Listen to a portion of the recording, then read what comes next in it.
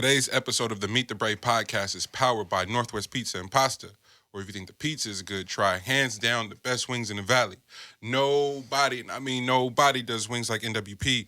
Order now online for takeout, delivery, or pull up, because we're back open, back rocking. Shout out to Morgan, everybody up north. Today's episode of the Meet the Brave podcast is powered by the Reef Studios, Black-owned studio downtown. That we do multi-tracking, podcasts, audiobooks, voiceovers, you name it, we can do it. Multi-track facility located in downtown Oakland. Follow the Reef Studios right now for inquiries.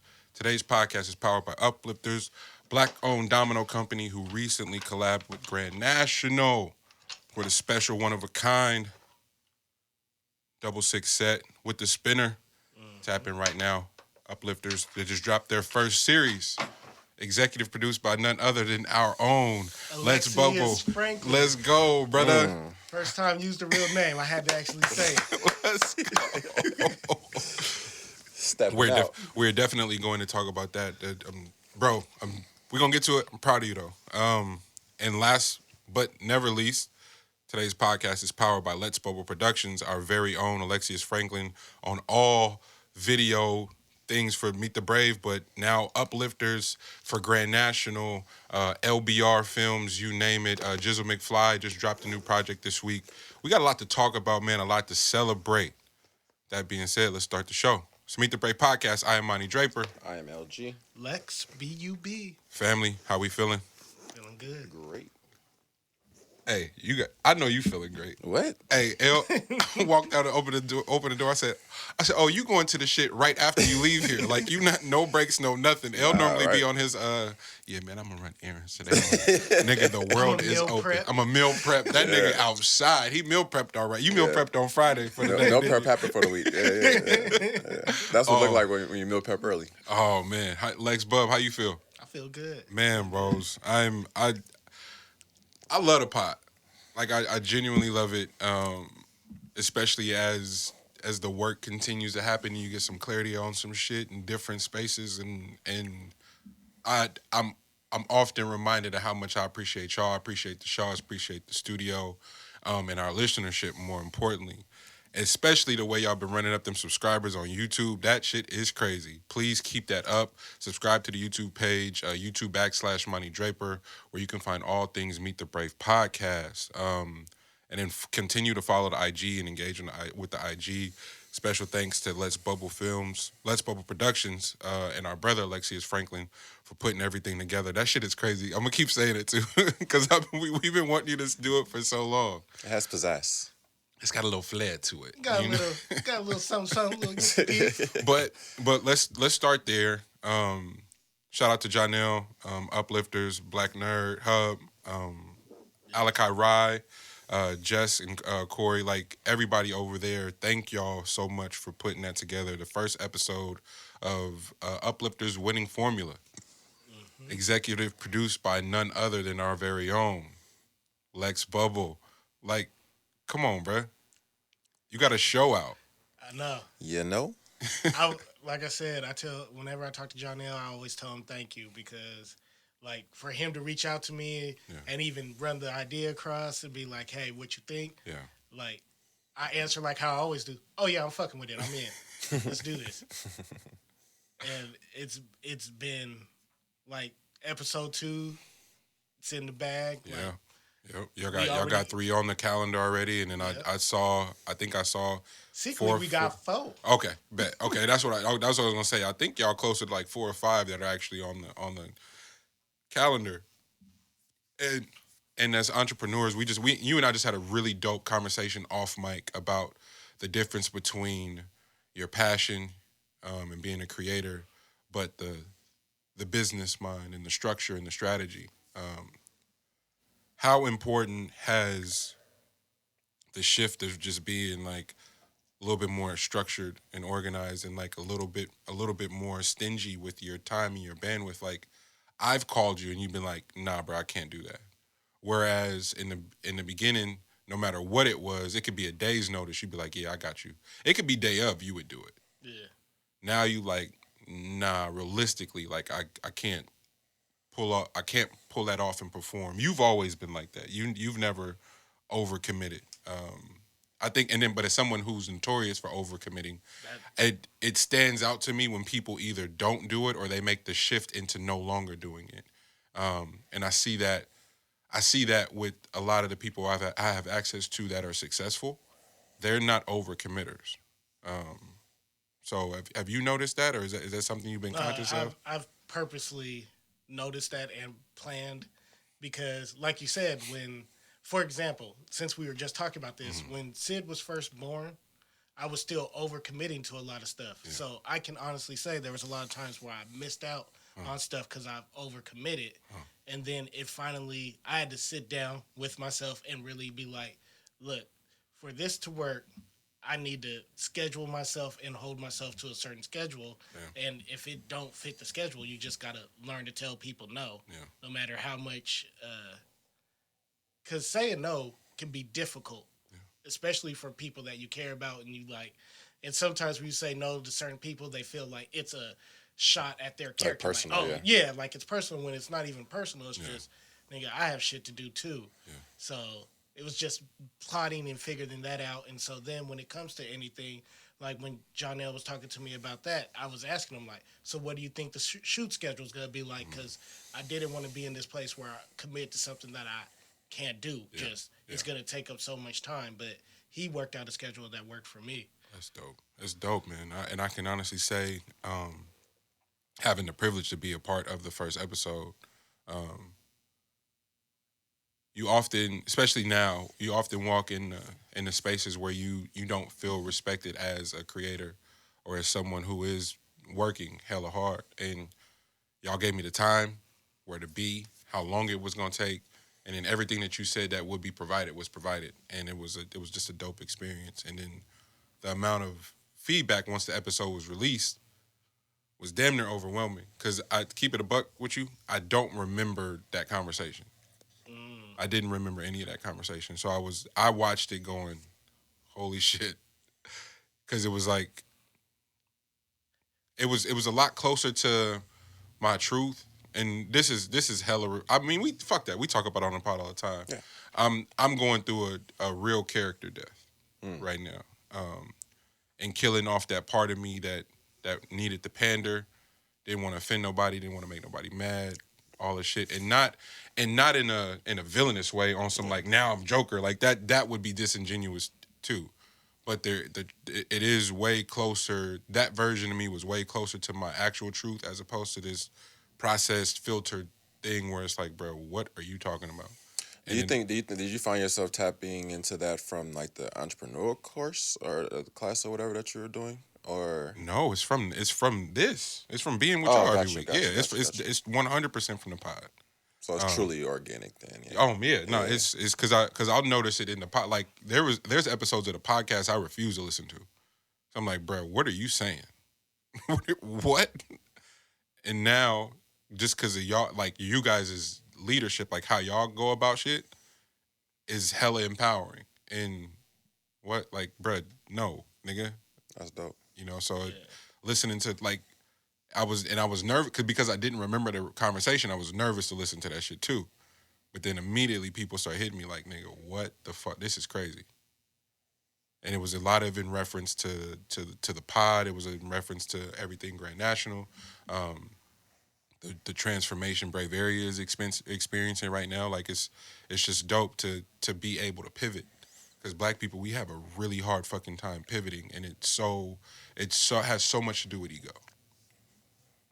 And we don't even realize it. Like that one part of us holds us up or serves as a roadblock to so much freedom. The shit we talk about the most that we may want is on the other side of pivoting from some shit that's not serving you at all. Mm-hmm. But on the strength of your ego, you can't get away from it, bro. We got to have a serious conversation around religion. We have to have a serious conversation in and around our education. So, like, it's a lot of shit that has to change. But because of tradition, a tradition that has never served us, we can't have an honest discussion about it. And I'm personally exhausted. And yeah, it's my bad. It's very similar to like the Constitution. Like it's like time has passed. You know what I mean? Like we're removed from a minimalist time. You know, like we had scraps, so therefore this is what we were connected to. Yeah. that's not the thing. That's not the how the landscape is now.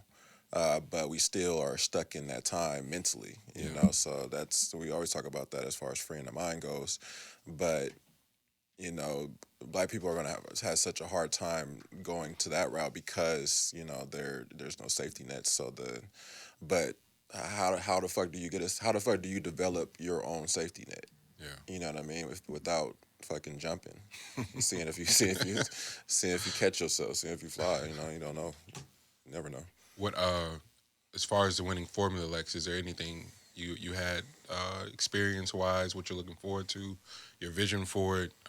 What do you how are you feeling? First episode. I feel the thing when John L's not gonna be mad if I talk about it. When me and him sat down and talked, and he was telling me like, this is the idea of what I want to do. One of the first things I said was, it's a genius idea because to me, it's like Hot Ones. But that's a crazy reference too. That's a real dope reference to have. Because like the conversations that you have while eating chicken wings. Yeah. But I told him at the same time, it's deeper because Domino's it's us. Yeah. And the conversations we have, if you really just sat down, even if you're not playing, if you sat down around the people that are playing, you hear all these gems. And you learn how to talk shit, but there's so many gems of business, life, lessons, everything that you learn just from them talking while they playing that game. Because when you think at the game of dominoes, there's 3 different games going on. Yeah. There's the game of dominoes, then there's the mental game that everybody's playing on each other, and then the third game is them chopping up game about life and everything else in between. Yeah. And with that first conversation with you and Jonelle, you see all that unravel before your eyes, and with the next conversation we recorded, you see it again. Yeah. So it's a beautiful thing. That's really dope, man. Yeah, that's really dope. Salute to everybody, Uplifters, Black Nerd, Let's Bubble, like Alakai Rai is a true collaboration, and I'm proud that Grand National gets to be a part. Yeah, man. Yeah. Congrats! It was a really big week. Winning formula dropped. Hot Ones, we coming for you, nigga. Please go watch that first episode. Executive produced by Lex, featuring myself. Episode 1, Winning Formula at uplifters.com. No vowels. The death has been rampant. We could say that. Especially in the hip hop community, but just even on the front of real life, like death has been consistent, like, and Black folks who got to have a conversation in and around death too. We are primed for a really, really genuine overhaul that will dictate what our future is significantly, and I'm excited. I'm excited that is already taking place. I'm excited that spaces like this exist, conversations with nations exist, 85 South exists, Kev on Stage exists. I'm grateful for all these spaces for Black folks. I'm proud to announce that I'll be one of the editors for Tone Magazine, an all Black men's editorial space, and we've been having our meetings, and I've been working through. You know, G, if you could go back, I'm not going to do that, but say you were hooping again, and the things you may have suffered from because you didn't have a defined position. It's like, what does he do? And they're like, everything, and they're like, nah, but he has to do something. You got to give him a definition. Positionless basketball wasn't a thing then, but it's a thing now. We've talked about that over and over again. If you had clarity, if you had the language, then you'd be able to present that and defend that, no problem. Fuck the analytics and now the history that they have to attach to it. the confidence you could have stepped into that with may have set up a different path. Is it right or wrong? Yeah, kind of. Yeah, I mean, I don't think it's so much on like the individual though. Like as far as like pioneering something, I think it's more so on like everybody else catching up to it, and like if everybody else doesn't see that vision at the time because they're not forward thinking, then it doesn't really matter what you think in that case. You know what I'm saying? Like as far as like to everybody else, but you still just got to do it. You know, so yeah, but I get what you're saying. I definitely get what you're saying. I hella agree with that. Well, I'm thinking of it from a place of like, man, had I been able to explain that, why the value of that, things might look different. Right. And so now, one of my favorite puzzles to do is to give clarity to something, give some explanation to it. So I spend a lot of my day going, damn, what out of the skills that I've had to acquire along this last decade of my life. Special set of skills?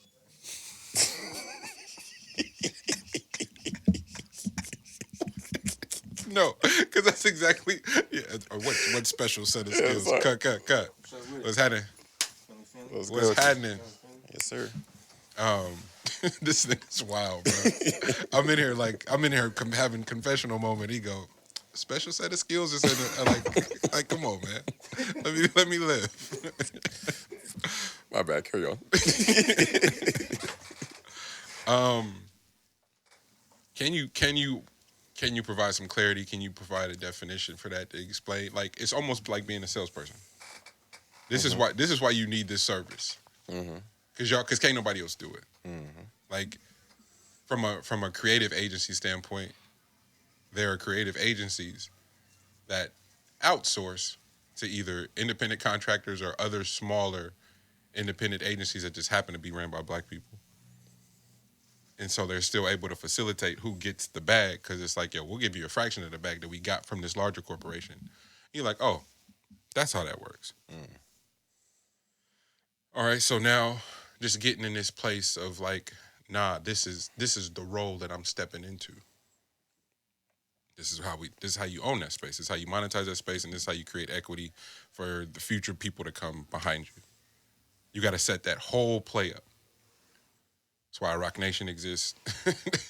That's why Issa's able to build what she's building right now. Shout out Lena Hillman Grad. That's why they're able to build what they're building right now. Monkey Paw, Rihanna and Fenty, what Odd Future did collectively, what Fear of God is now doing with Adidas. I can do this all fucking day about the Black people who are getting a bag now. And it's just from stepping in a place of knowing exactly what it is that you want to accomplish and how you want to impact your community. And I thought a lot about grief this week. Just because we've never been shown how to do it efficiently. We never been shown how to do it efficiently. I don't know where it comes from. We never some up there. We never been able to show how to grieve efficiently, and by efficiently I mean to where it serves us, and it does not. We don't become slaves. Self, man. It starts with being real with yourself. Come on. Once you become real with yourself, you could be real with everyone else. Yeah. You know, transparency. Yeah. Transparency is not bad, bro. Like it's not taboo, and that's going back to what Monty started off the podcast talking about. So many things are taboo in our community. Yeah. And we just don't speak on it. You know what I mean? Like how many of our relationships with family members could have been, you know, we could have found out so much information that we needed at the time if they would just speak. Or if we just asked the right questions. If they were open about you gonna say it or you gonna make me say it? Oh, I'm gonna say it. Nah, cause so on Pod 153, Pod 150, know how I was talking about just shit with my pops. So hell of a moment, by the way. It was an amazing moment. So I get a call. It was either Friday or yesterday. Pop's mad because it got back to him that I was talking. This nigga said the sickest shit to me. He was like, "Nigga, you can't talk about my history. That's my history." What a sicko. He was like, you talk about your shit. He not wrong, though. That's an OG, man. Bruh, he's not. That's that pops wherever you are. That's prior to internet, bro. Like, keep my shit off the, you know what I mean? Fuck that.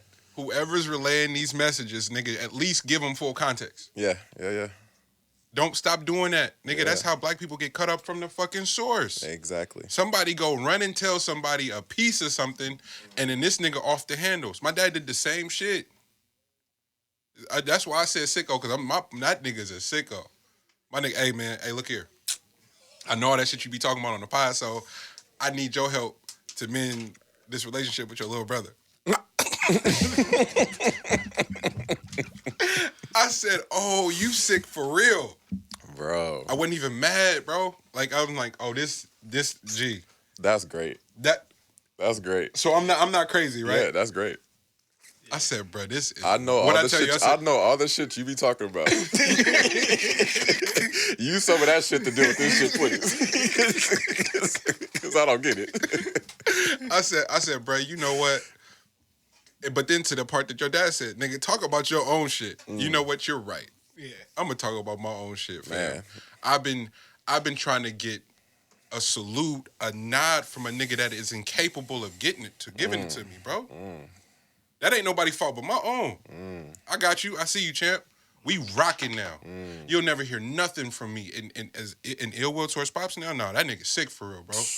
That nigga said, hey, the pod tight, nigga. Do that shit y'all be doing. Bruh, I can't make this up. Hey, that's great, man. Like I said, the call I got, and I was like, this nigga don't call, what's going on? He was like, we gotta talk. I was like, okay, what's going on? He was like, so you doing interviews or something?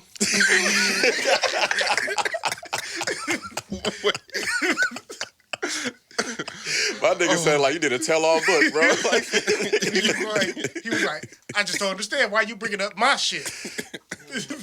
Oh man, hey, you got it, bro. I respect it.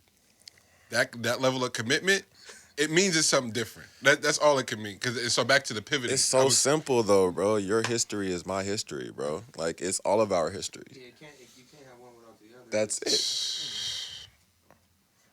So that's it. I came from you, bro. Your history is mine, bro. That's the pivoting I'm talking about, yo. We gotta pivot. We gotta pivot from shit and go, bruh. All right, just keep going. That's all I did. I was like, yeah, you got it. Well, shit. Sid's calling me. I got it. My nigga, you be you. You be you. I got you. You got it. So with that, oh my God. We're watching the Pelicans and the Knicks right now. Nigga, remember when you was kids, NBA on Sunday? It was real. It was that they only played that music on Sunday. That's it. Only on Sunday. Yeah, that was going up. Sheesh. Talking about grief, pivoting and how we shift, how we maneuver through it. Kariga and Felicia Bailey of Soul Development. I have a copy of Soul Affirmations here. If you haven't, please order this for yourself. We have one at the lab, just when people walk in, they get a dose of like how amazing these folks are. How and where can I order? Follow Kariga Bailey online or Soul Development online too. I'll put it in a tag and I'll share it with people. Super easy to order. A toolkit for reflection and mastering the light within is the subline for this. And what I was telling Regan Fee, whose story is very public, KQEDs, follow them. They've done an excellent job of talking about it. They've been featured on Black Love, and Regan Fee were both guests on our show. Yeah. Multiple times. Great. Amazing guest. Yeah.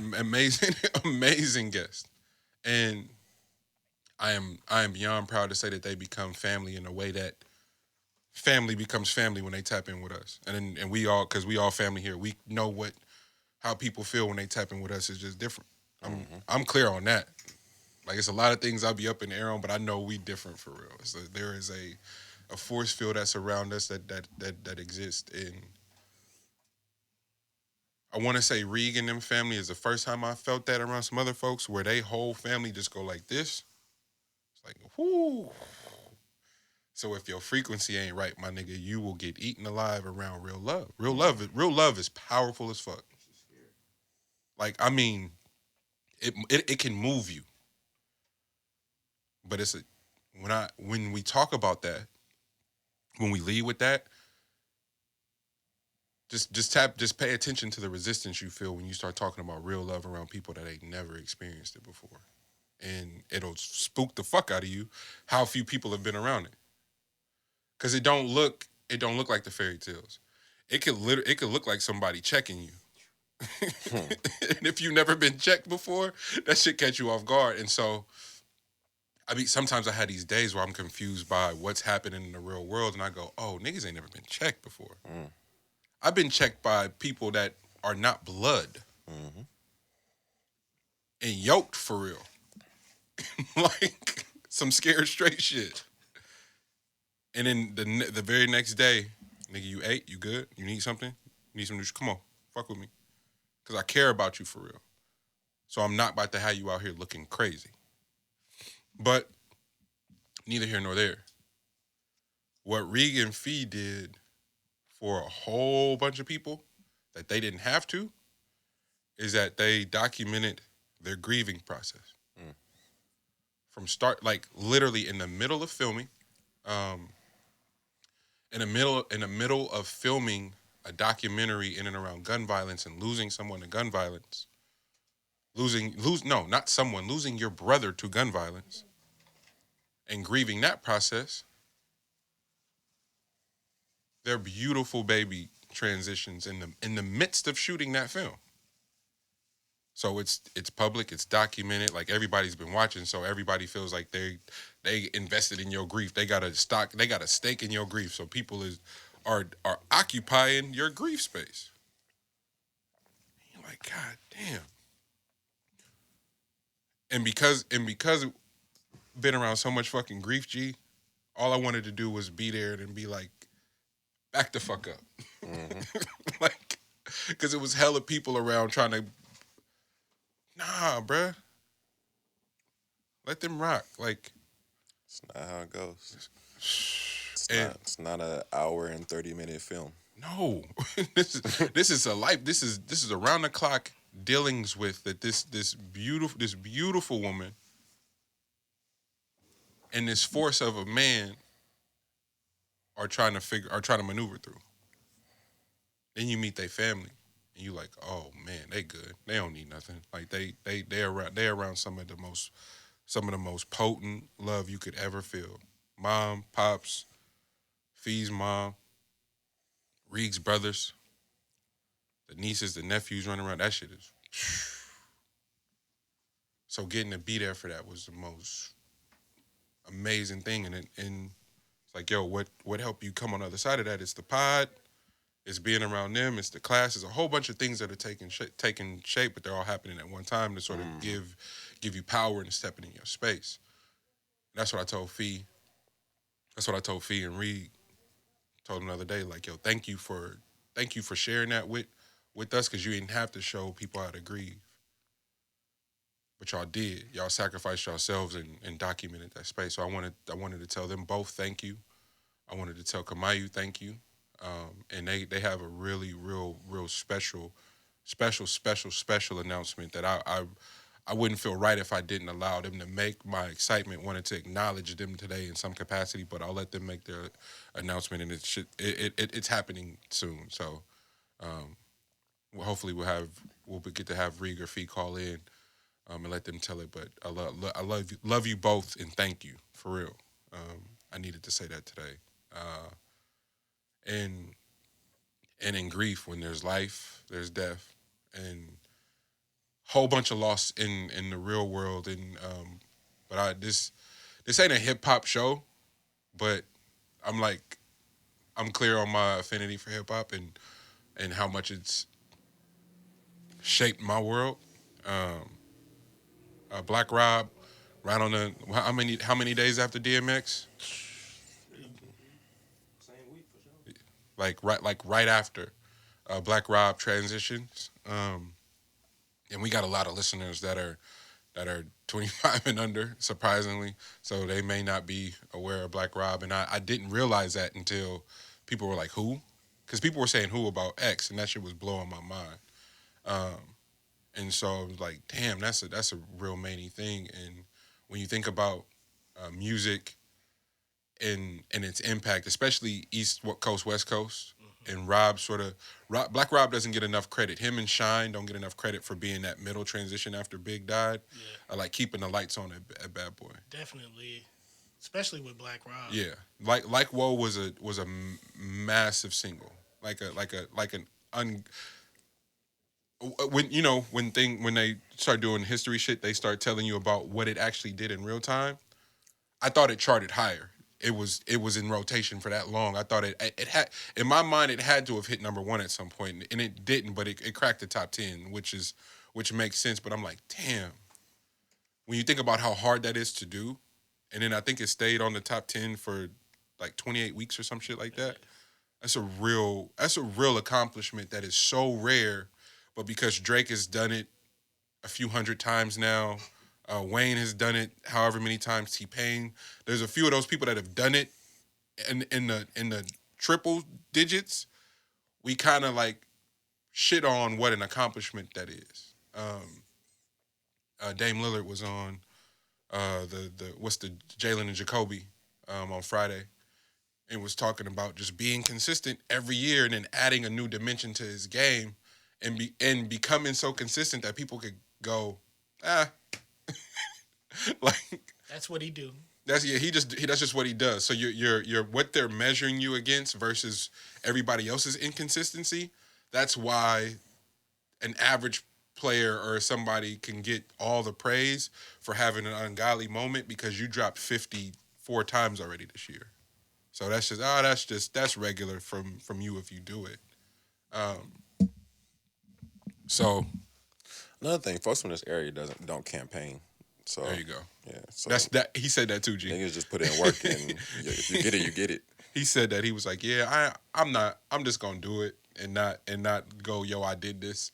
So he's like, "I probably could benefit if I did that more." But the amount of things that we look at as corny, bro, like we look at bigging yourself up as corny. Bro, shout out to the babe for being consistent, man. you corny if you go, yo, I dropped 50 today. That's so tight. Yeah, shit to the East Coast. Oh shit. Hold on. You couldn't help yourself, huh? Hey. Happy Sunday. Happy Sunday, Coco. Go ahead. What you gonna do? You praying or you freestyling? What you doing? Oh, am I on the program? Is that today? This lady is special. I told y'all. Hey, I'm out in this beautiful day. I'm pushing Meshack in a stroller, but I am in my DMX ministry this morning. Hold on. So for full clarity for the people who are listening, she's pushing Meshack in the stroller. Meshack is not her grandson. It's not a person. It's her dog. Her poodle that did 9 months probation for biting somebody. That's a true story. Man. And you're listening to DMX, and DMX is your ministry today. So, almost got me caught up one night when he came in late. Tell that story. Yeah. Hold on. What, Ma? No, I don't know why I was leaving for work at 5 o'clock in the morning, and Phil coming in the door, and he trying to say, well, he was at Meshack in the house. Well, Meshack don't stay out all night. So I didn't understand. What happened, Larry? Well, I'm trying to tell you, Meshack's route, like if I had to go down, Meshack had to go down too, Like, I ain't gonna be the only one that went down. I saw Meshack first. Second man always get caught. I love you guys. I was just checking in. I do forget your timing. It's a Fonto there, cut. In the front. Love you too, Say. We love you, Coco. Thank you for calling in. We the Braves. We talk. Y'all keep me blessed. My therapy. Love y'all. Love you, boo. For sure. I can't make that shit up at all. That my mom is hella funny. Black Rob. Whoa. The Rob Report. That's him. You know what I'm saying? Like, and if you think about it, there was a minute where his verse on every huge song that Diddy came out with was the verse. Special delivery. Come on, stop. We ain't Go. No. See that shoulder, boy? Practicing that for years. Oh man, I do. Y'all know. Hip hop as a whole. I hope I don't ever fall out of love. Like I genuinely love the genre, love the culture and what it's meant to people. So with that being said, sustainability is the engineering I'm obsessed with right now. Like, how do we not only sustain it but grow it to where it serves in the way that it should? So insurance, medical, especially in the realms of like mental health, and safe spaces to combat addiction, to combat trauma, like all of these things that we have yet to figure out, but others have figured out how to monetize the poison part of those, G. So the niggas that need guidance in addiction, that need help with mental health, they figured out how to leverage that and make it a cash cow, and completely disregard the those who will be on the receiving end of the trauma, right? So, who was it? Academics. Fuck. I had to post about that shit. That shit bugged me, bruh.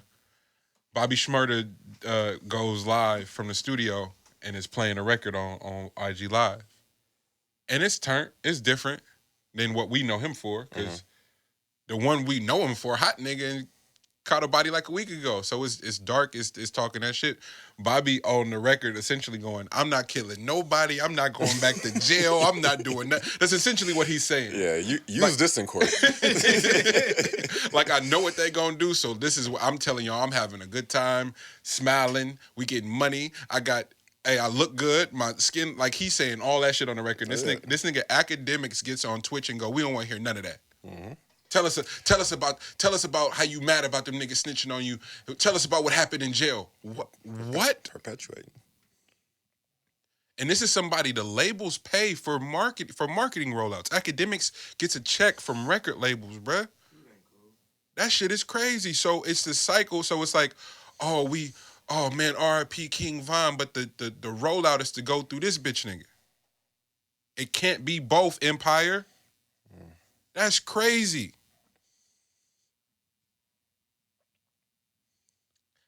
I still don't understand, like, how he is cool with talking so spicy and saying everything, but then if a nigga approach him, he's quick to say, like, why you coming at me?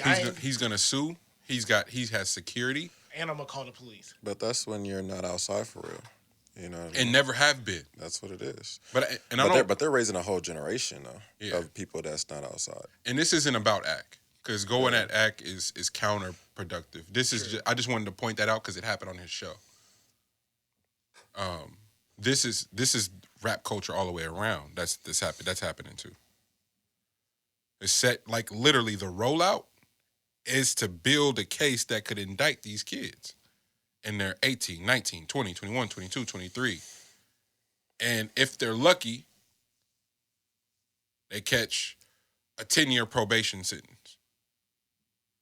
If they're lucky. So now you compromise for 10 years.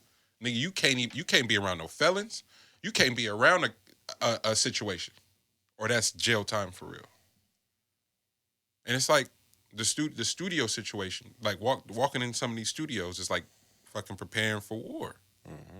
Something as simple as, like, I'm going to do a session tonight isn't just I'm going to do a session. I don't know who's going to be in there. I don't know what type of time they on. I don't know what they trying to prove and what prophecy they're trying to fulfill on some silly ass rap narrative, bro. That's not real. Stop this goofy shit.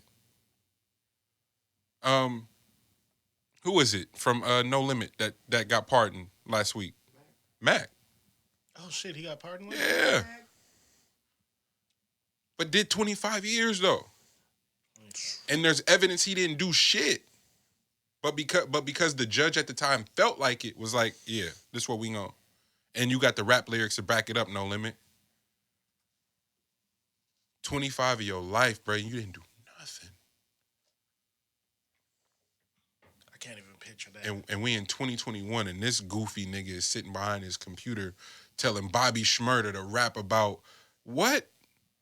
That nigga just went and did 7 because they felt like the feds felt like giving him 7. It was like, no, not even that. He really didn't have no time, but they gave his nigga the years, and he's like, yo, whatever's gonna cut time off of him, I got him. I'll just do it. Whoa. Because they felt like it.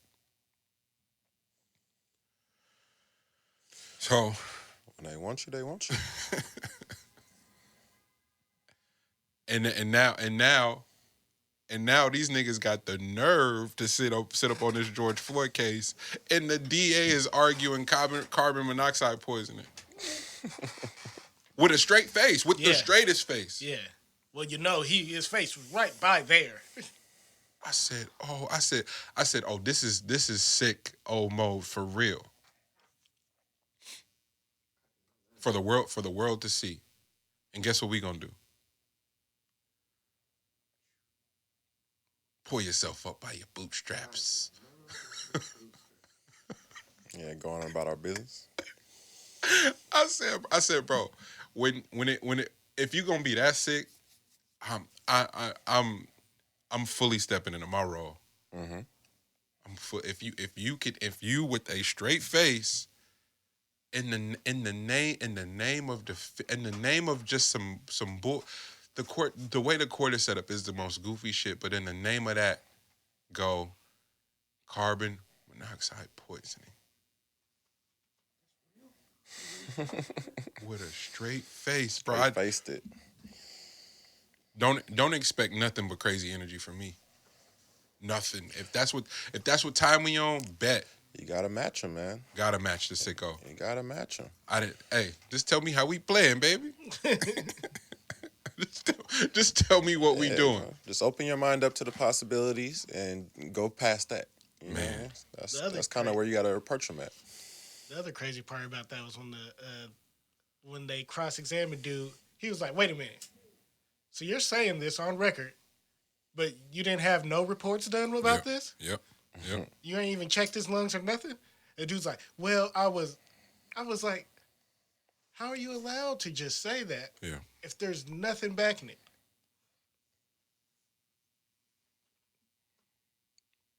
That's how the law works. The long arm of the law. The long arm. Hey, man.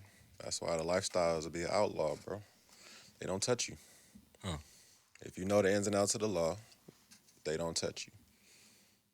When you don't subscribe by their rules, they don't touch you.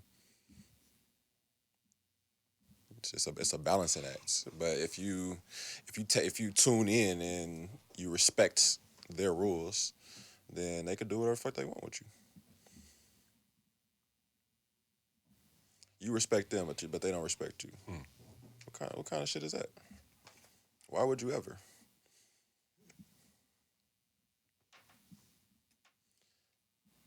If I could snap, I would right there. Would you say I didn't want that to be long-winded. We need a little sound button. A little sound. A little sound drop. What else? It was a many week as a whole. Do we? Because none of us directly had it on our notes. I don't know if there's anything left in that.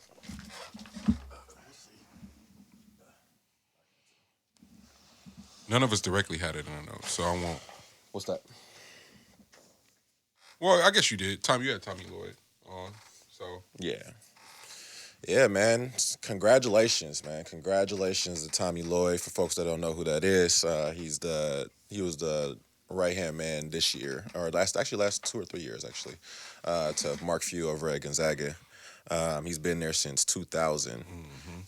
So he was a part of my process, too, when we went out there. So he was on the same, he's on the coaching staff then. But he was, he's known as the best recruiter of talent in the country, and finds people from wherever. If you if you have the Y'all had Baba. bro, if you have the genetics and you are in the middle of the Amazon forest, He gonna find you. Tommy will find you. So Did you ever ask him in secret? Huh? Did you ever ask him in secret? Nah, man, you can't ask people how they get their sauce. You know how they make their sauce, man. Nah, really, I mean, you just got to be around Tommy to know. Like, he just got the gift of, like, he's tapped in. You know what I mean? So, like, when he talks to you, he's thorough as fuck as a white dude. You know what I mean? So I don't know as far as like the upbringing on how you become that thorough, but it oozes off in the pause, but it oozes off of him that he just knows how to. He's a people person. You know what I mean? So for a staff that is all about X's and O's and has amazing offensive minds, he's the people person that is the glue guy that keeps everybody there. So like how you have these people from Africa or all these black people and stuff like that with a staff that don't know nothing about y'all backgrounds and even know how to talk to you directly. He's the guy that you can have a conversation with, and you don't feel like you're missing a beat. It's no lag time. You know what I'm saying? So like, shout out to him for getting the errors for being the candidate for the Arizona job and taking it. That's what 21 years underneath Mark Few. Mm-hmm. To take the right position, because Arizona is going to be an amazing position to have. So shout out to him for that. I don't know how the team's going to be run as far as like what their X's and O's is about to be like, but best believe they're going to have all the talent. Yeah. So really it's just going to be out there, just roll the basketball, I'll tell you the truth. Yeah. And y'all going to have a good ass time. This week's going to be a lot of probably one and dones. That's probably going to be like the new like Kentucky type of hub. That the economics of all that is so important to me because of what Arizona's been through with the sanctions in NCAA the last few years under Miller as a coach in there, and then how many of the Bay Cats went through that system at Arizona. The connection to GU I thought was important, and then D Wade. And granted, Spokane and Utah aren't the same parts of the world, but they have similarities in terms of just occupying a specific space in Spokane and Salt Lake City. D Wade becoming a part of the Jazz ownership was one of the illest things I saw this week, for sure. Just paying attention to the business of sports, and Tommy now being at Arizona being one of the schools that is notorious for doing business. The amount of autonomy of things that get to take place in Salt Lake City because it's in Salt Lake, and they govern themselves, bro. Like they be on a different type of time there. Like I know what the law say, but I know what happens in Salt Lake. Like, it's just a different type of same there? No. Ye in Idaho. I'm fascinated by these different parts of the world. But what did y'all think about the D Wade shit? I thought it was interesting that that this play was mainly to have a seat at the table. Yeah, was like the biggest takeaway from this because I forgot, is it Arian or I forgot what his name is, the owner of the Miami Heat, said that the talk before, like when D-Wade was retiring, the talk was for him to come on to their ownership. Yeah, but knowing that that's Pat Riley's spot, it wasn't gonna, like, your voice wasn't gonna be louder. It wasn't gonna matter. You know what I mean? So like what Pat Riley says goes at the end of the day. You know what I mean? So like your input is whatever when it comes to having somebody that's tapped in to a franchise. So the Utah one is one that came out of left field, but it was because you can get the most equity possible going to that location. So it was really more of a business play than anything else, which is dope to me. Because that means you came in with a fresh mind as opposed to in your feelings about something. So thank you. So these Middle America plays, for people who are a little off center, for what you would expect. Like D-Wade, Miami just makes sense. They call it Wade County. Like, it makes sense for him to be part of ownership there. It's a hot spot. That would have been for perception. For perception. But to make an actual impact, this nigga went to Salt Lake. Yeah, he studied the law, the taxes, what breaks made, and like, yo, Idaho's where we going. Wyoming's where we going. And he's building in Wyoming. Like, it's happening. And he built a whole religious LLC. Facts. He's a smart man. Don't tax that either. Tax breaks all around, everyone. And of course, he got play ties to his church. Yeah, that's where it's going. Who's the beneficiary? Pastor Ye. I like this setup. Run it up. Let's stop. Let me stop. Every time he walk in, they just play Jesus Walks. All right, y'all. Fuck with me. The Middle America play, the business, the revenue, politics, social justice. Don't tell me it's not connected. In Minnesota, again, they can't catch a break. In Minnesota, again, another young man's life is taken by the. They gonna burn Minnesota down, boy. By the cop in Minnesota. What the fuck is going on in Minnesota, bro? There's cameras now. Man, and it don't matter. And I'm talking about they got angles. I'm sorry, it all feels so fucking scripted, bro. It all feels intentional and in the midst of, you know who came up in the pandemic? You want to guess? I don't even want to guess. Young black folks buying homes, having kids. That's who came up. After they showed George Floyd on loop for a month and a half. Niggas is like, okay, bruh, like, we gonna grieve, but we not as emotional as you think. So you dropping off some bricks in some places, you sending some agents and blackface to come spark some riots, bro. We not falling for none of that goofy shit. Oh, by the way, and if you in South Carolina and you want to try to be the motherfucking neighborhood watch and punk a little young black man, bruh, we gonna pull up at your house too. All that can take place. Again, pivoting. Like, all them days of that just happy to be here shit is over, bro. In terms of strategy, niggas seen the plan is like, yo, we're gonna have to make some changes. Two generations removed. So our grandparents were definitely front line. Our parents learned from them, and then we learned from our parents. So we just were more active. So we gonna take the action. I think that's more so what it is. And it's not that there wasn't action prior, but once you see the play and you see how it can work, and you see how the game evolves, you just gotta, step backs, Euro steps, and all that's what's going on with us as a generation. And they gonna sit up there and tell you, back in my day, James Harden wouldn't have happened. James Harden would give motherfucking Rick Barry. What's the Barry? Y'all would have no ankles. Nigga, he would cook Iceman. Nigga, cook him. Rock him.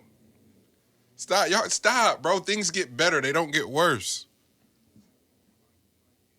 Technology is advanced. Like, fam, update your phone. Stop playing. That's great. Niggas that don't want to. You bought a $1,400 phone and go, I don't trust the new technology. They got you already, bro. Stop it. That's the man against the machine. That's what you signed up for. This the stance you taking. I'm not updating my computer. Okay, that's silly. See, That nigga said the $1,400 phone, boy. They don't do the update. They're killing black people publicly, putting it on film. The news cycle is running that bitch 24/7, and you want business to continue as usual. Boy, black folks. Sorry. I don't know how much folks was listening to Kevin Samuel speak on the Joe Budden podcast thing. You ready? We going there now? I mean, just because it attaches to what you were just talking about. We going there now? Gee, don't get me it canceled today. It attaches to what you was talking about just now, though, because what he was speaking on was probably going over the heads of folks that ain't quite there yet. Because he was speaking on his generation being the first generation that didn't have to go to war. Oh. So it's a domino effect from there on just like, and then us being in the information age, the amount of things that we have the access to, the next step for us, since we don't need to be attached to a company whatsoever, as far as like a company doesn't have to pay you as an employee, basically. You can actually go out there and figure out a way to make your own. Yeah. You know what I mean? And then you come to the table where now it's just partnerships and it's just, ad dollars and stuff like, you know what I mean? Like that's the type of stuff that we're privy to now, that generations before didn't have access to. But the coldest thing that I would say was said was the black media outlet. Yes. Us being able to control our own narratives. Yep. Us being able to speak about ourselves, and also us eliminating cancel culture by having our own. So who the fuck is going to cancel us? Yeah. You know what I'm saying? Like that's the type of mindset that a nigga's in. Yeah. You know what I'm saying? Like don't sleep on what folks is getting famous for. Yep. That's how they run. That's how you get liquid money coming in. Yes. That's how you get to run the numbers up. Yes. Yeah. But niggas is tapped in for real. While they over here shucking and jiving and showing all these different dance moves and blah blah blah, behind the scenes, motherfuckers is running it up and planning. Planning simultaneously trying to put you on. That's it.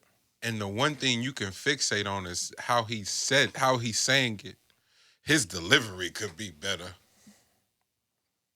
He hates women. My man was like y'all get clips. There is no way you listen to that full hour and 30 or whatever it was and walked away going, he hates women. That's all you got from that? But if they went in and that's all they thinking, even if you went in and that's what you was thinking, there's no way you listen to that whole hour and 30. That shit gets knocked out in like the first 15 minutes. Immediately. And the only reason it lingers for 15 minutes is because Joe was pussy. Let's just call it what it was. This nigga potentially could have undermined the whole conversation being a straight puss. These aren't conversations to play with, my nigga, because you need views. Stop it. There's somebody trying to do real work and you up here playing. That conversation ain't nothing to be played with. Because it's delicate and there's already people that want to not have that information. And those are the ones that need it. So stop playing with these platforms. Stop playing with the influence, bro. That shit is nuts to me. And all of these moves are calculated. Once the numbers came in, nigga was just looking at data for real. He said he started off talking with men. Yeah. It did no number. No numbers. You wouldn't even know who the fuck I am at this moment. The moment I spoke on a woman and that shit went fucking viral, the moment it happened.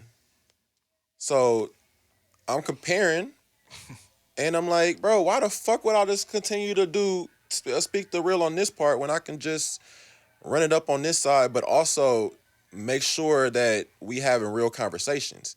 The cold part is just that for the most part, people don't know how to communicate. They just already have it in their mind what they want to say. Yep. They're not listening. How you made me feel. That's it. Like you're not hearing me out. You're not hearing me out whatsoever. You just talking. Like you waiting for me to stop. You wait for my lips to stop moving, for you then to say what you was already about to say before I even open my mouth. You know what I mean? Like that's kind of what we're dealing with. The scene from Snowfall that's viral. I'm not about to fuck up the business because you don't like the way another nigga talk. Fuck out my face, bro. What? So you mean to tell me the information could save your life, and based off how it's said is what's going to determine whether you receive it or not? You soft. You soft. They didn't want it to begin with. Mm-hmm. So at this point, like El was saying, is people listen. They listen to respond. They're not listening to receive. Yep. So if you can receive things, then it's easy to understand and even get to the other side of the coin or whatever, or even be able to, decipher the bullshit and take the message. But you're not listening for that. And at this point, I think the pendulum is swung to now the majority of people are listening to respond rather than listening to receive. Just want to be in on the conversation. It's we talked about it last week. My man. Happy to be there. We talked about it last week with the whole folks expecting you to already know what the hell they talking about. Yep. You know what I'm saying? Like that's a prime example. Like everybody's following the exact same people. Yeah. You're getting all the exact same information that they're pumping into the ecosystem. So everybody is already on the same accord. So when you talk with someone, they're leaving out prime information because they're expecting you to already fill in the rest of it because you should already know. You should have seen it already. Yeah. But what if that's not what I'm talking about? Why don't you just listen for a second, like actually hear what I'm talking about? Because I'm not here to talk about what they programmed you to respond with. Fam, you know what I'm saying? Like don't watch something and then watch somebody talk about what happened and then have the exact same take as that person. And then try to talk to me about that topic.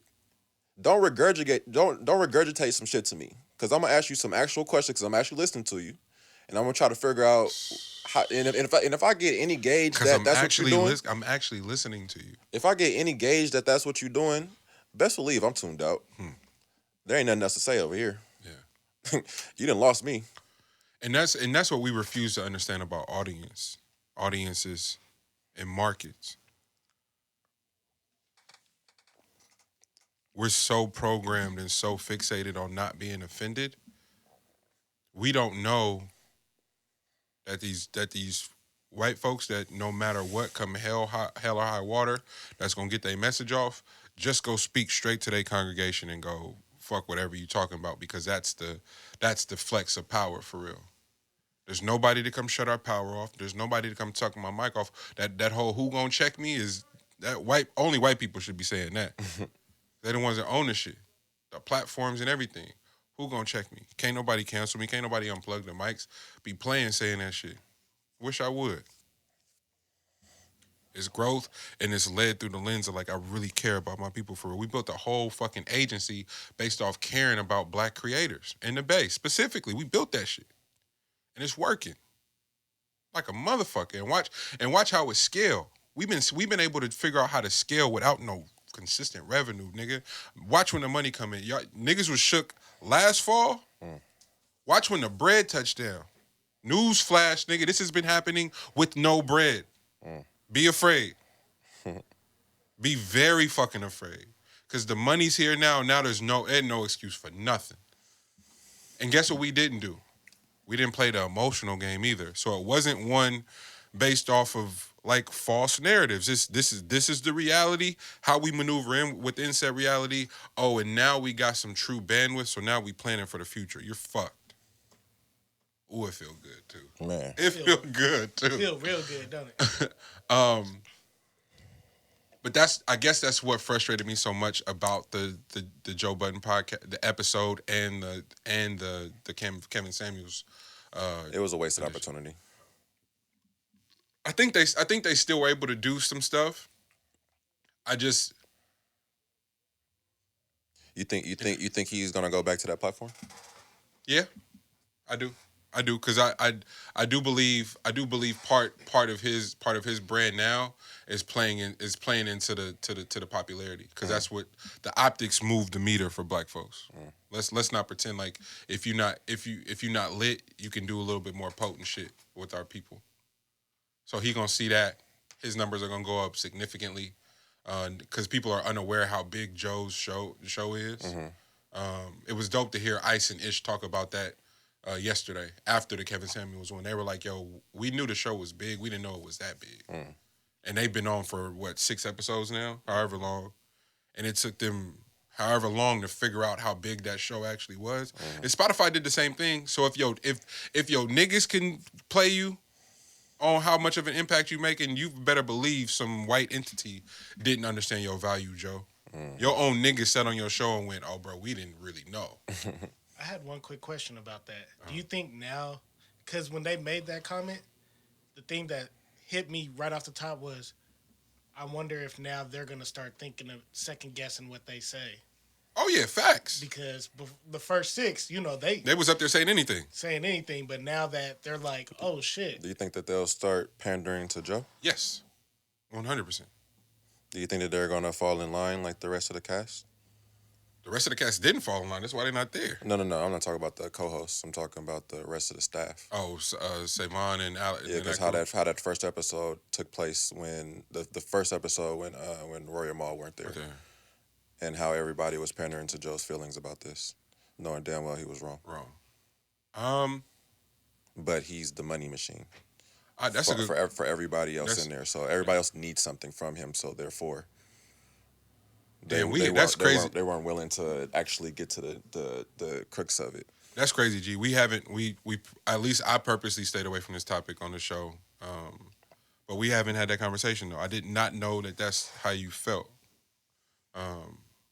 That's why I had to cut that first one off. Like I've listened since then, but I had to cut it off after I think it was probably the first 20, 30 minutes or whatever that was, just because of just how nasty it was. Because obviously nobody in this room is going to be real with this individual when he actually needs it. Like at some point, somebody has to speak. I thought freely. And so that's when Parks is just trying to like down. He's trying to just get off the topic because he has respect for everybody in that was in play. There was past that first 30. Parks does have a moment where he's like, "Nah, I can't let you do that," and I did appreciate that from Parks. But how with that in that same breath, I couldn't agree with you more. I couldn't agree with you more in a sense of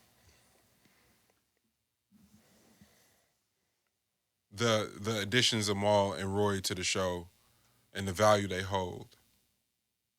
However, as a business entity, as a creator, the last thing Joe can do is to what's the word? The last thing he can do in this sense is play that game of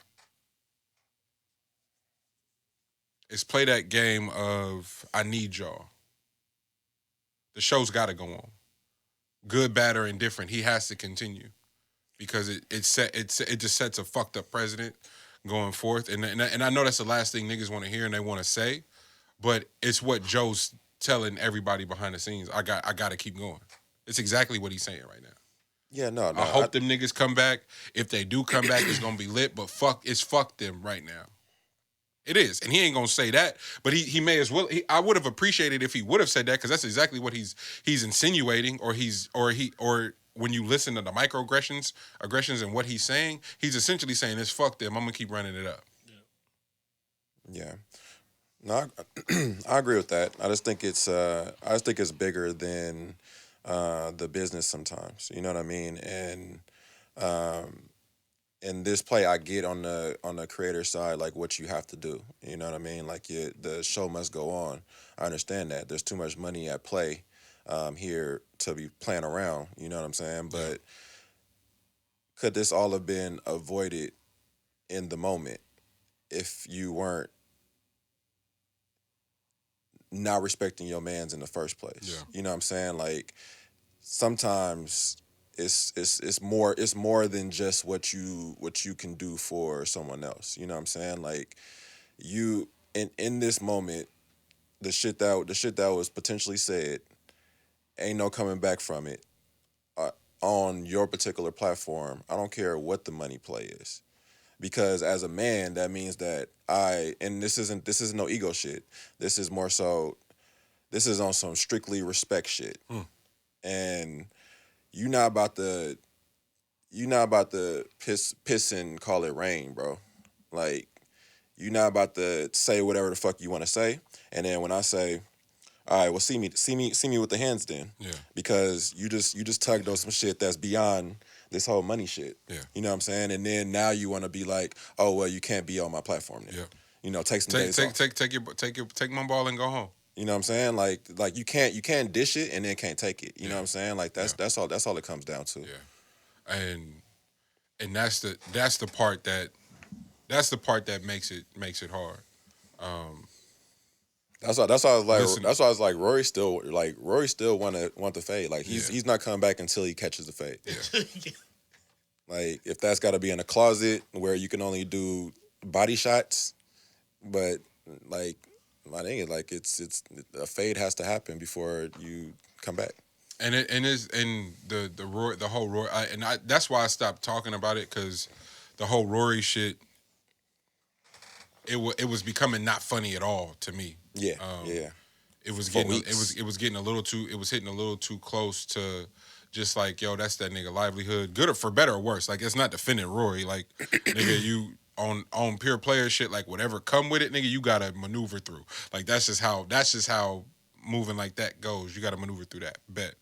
But what I'm not gonna do is your man's is side bust with the ops and then make fun of it on our platform and bury my head in the sand. That's where I wasn't fucking with it with. But now that it's there, Joe got to be like, all right, bet. He has to double down on that stance and that pride, and it is what it is. And so on sheer principle, it's I don't know. I don't see. I've been said it. I was like, them niggas not coming back. And like everybody's like, nah, they need to come back for the money. I was like, neither of them is not worried about the money at all, and because they were never there for that in the first place. Yeah. So, I mean, and what you got? Let's keep it real, man. And if the books are getting cooked, let's keep it a buck. Then why the fuck am I? You know, like, yes, it'll be more money than I've made to this point at, you know, in whatever bundle it is to just, you know, speak on a mic. Yeah. But I don't think that motherfuckers respect you for real. Yeah. You know, so sometimes the separation is how you gain the respect if there's going to be something there. Yeah. You know what I'm saying? Like, maybe we have been too close and the money play came a little too quick. Like, it took them a while to get to the money play, of course. Yeah. But maybe it all happened so fast that we didn't get a chance to really dive into like us as friends first, you know what I'm saying? Because there might have been some things that were missing that we didn't know until money was involved. You know what I'm saying? Like, the motherfuckers didn't, you know, the motherfuckers think a certain way about you, but it never came up until money was involved. You know what I'm saying? Some conversations got a little different when money came into play. Now you talking to me a certain type of way. Now if it kind of feels like, you know what I'm saying, like, okay, so this is kind of like some massa type shit. You know what I'm saying? Like this might be a plantation type deal. You know what I'm saying? And that's why they say you know it's kind of hard to do you know, business with friends and family, because you kind of get folks that ain't never had no bread for real. They'll start acting that way once they get it.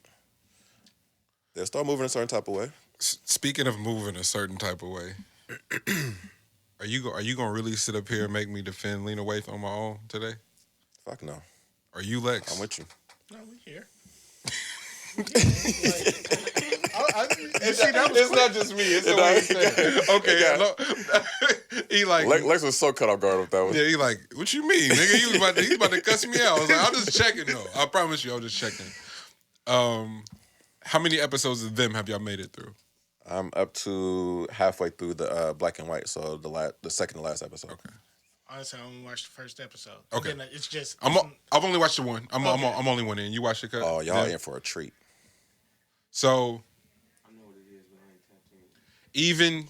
Even only being in one episode, I'm fighting Lena Waithe for everybody. I'm fighting everybody for Lena Waithe. That's ridiculous.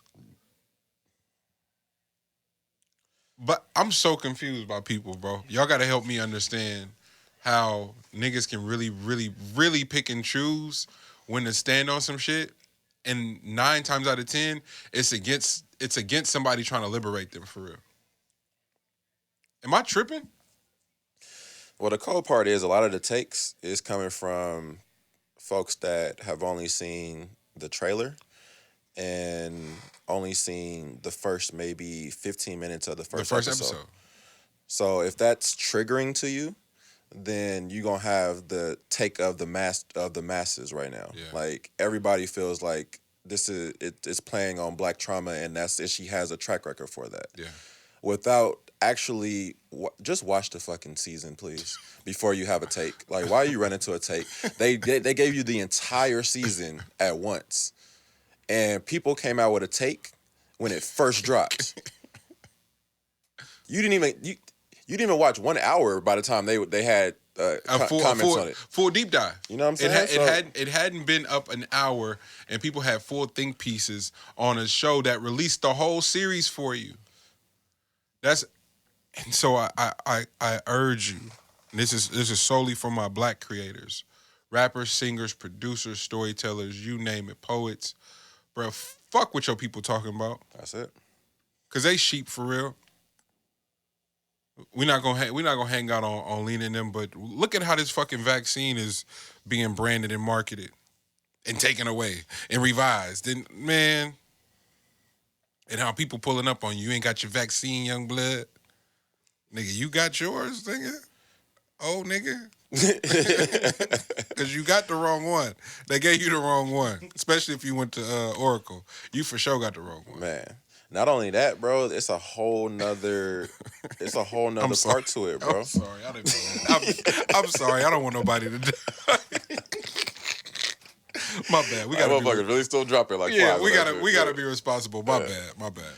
But it's a whole nother piece to it that they didn't even realize they inserted in you. They inserted another play on classism on you because they gave you they told you you had to take the vaccine in order to do things, and people ran in droves to it. But on top of that, because they created the concoction for these vaccines so fast, naturally there's going to be a whole bunch of different side effects that we don't even know until folks have done it and some time passes and we'll find out some shit about it. And then we'll probably eventually get the commercials saying that you can go back and you have an opportunity to... You might have access to some bread. It's a class action for whatever the hell it is that you took if you took this Moderna. Thank you for being the guinea pigs, y'all. Yeah, we didn't tell you, but that vaccine was in beta. And right now... We didn't think we had to tell you because we made it in 3 weeks, but hey... Yeah, like I'm trying to be as responsible as possible around this because folks take this shit very seriously, and I get it. I take it seriously too, and I'm all right, bro. Let me chill. And I get it, but don't skip past the fact that they just inserted another part of classism to y'all, bro. Like Johnson & Johnson is getting it bad right now on having their shit recalled and stopped, and now the people that say that they got vaccinated. They'll say if they say that they got vaccinated, but they don't say nothing else as far as like, you know, which one they got, then automatically assume that they got Johnson & Johnson, because the people that got vaccinated with Pfizer or Moderna, they tell you that I got the Pfizer or I got the Moderna. Yeah. So without even knowing it, they programmed classism in that little piece right there. So best believe they're gonna use that at some point to then separate people even more when they figure out how they're going to utilize that. That was just a dose. They just dropped that for now. We'll circle back to it. I usually bring these things up first and foremost. So best believe it'll be a few pods later, but it's gonna come back. But just know that, just remember that Pfizer, Moderna, Johnson & Johnson, that's how they're going to separate everybody, and folks that did not take a vaccine whatsoever. Yeah. That's how they're going to separate everybody. They're just trying to figure out what's the money play is going to be on that.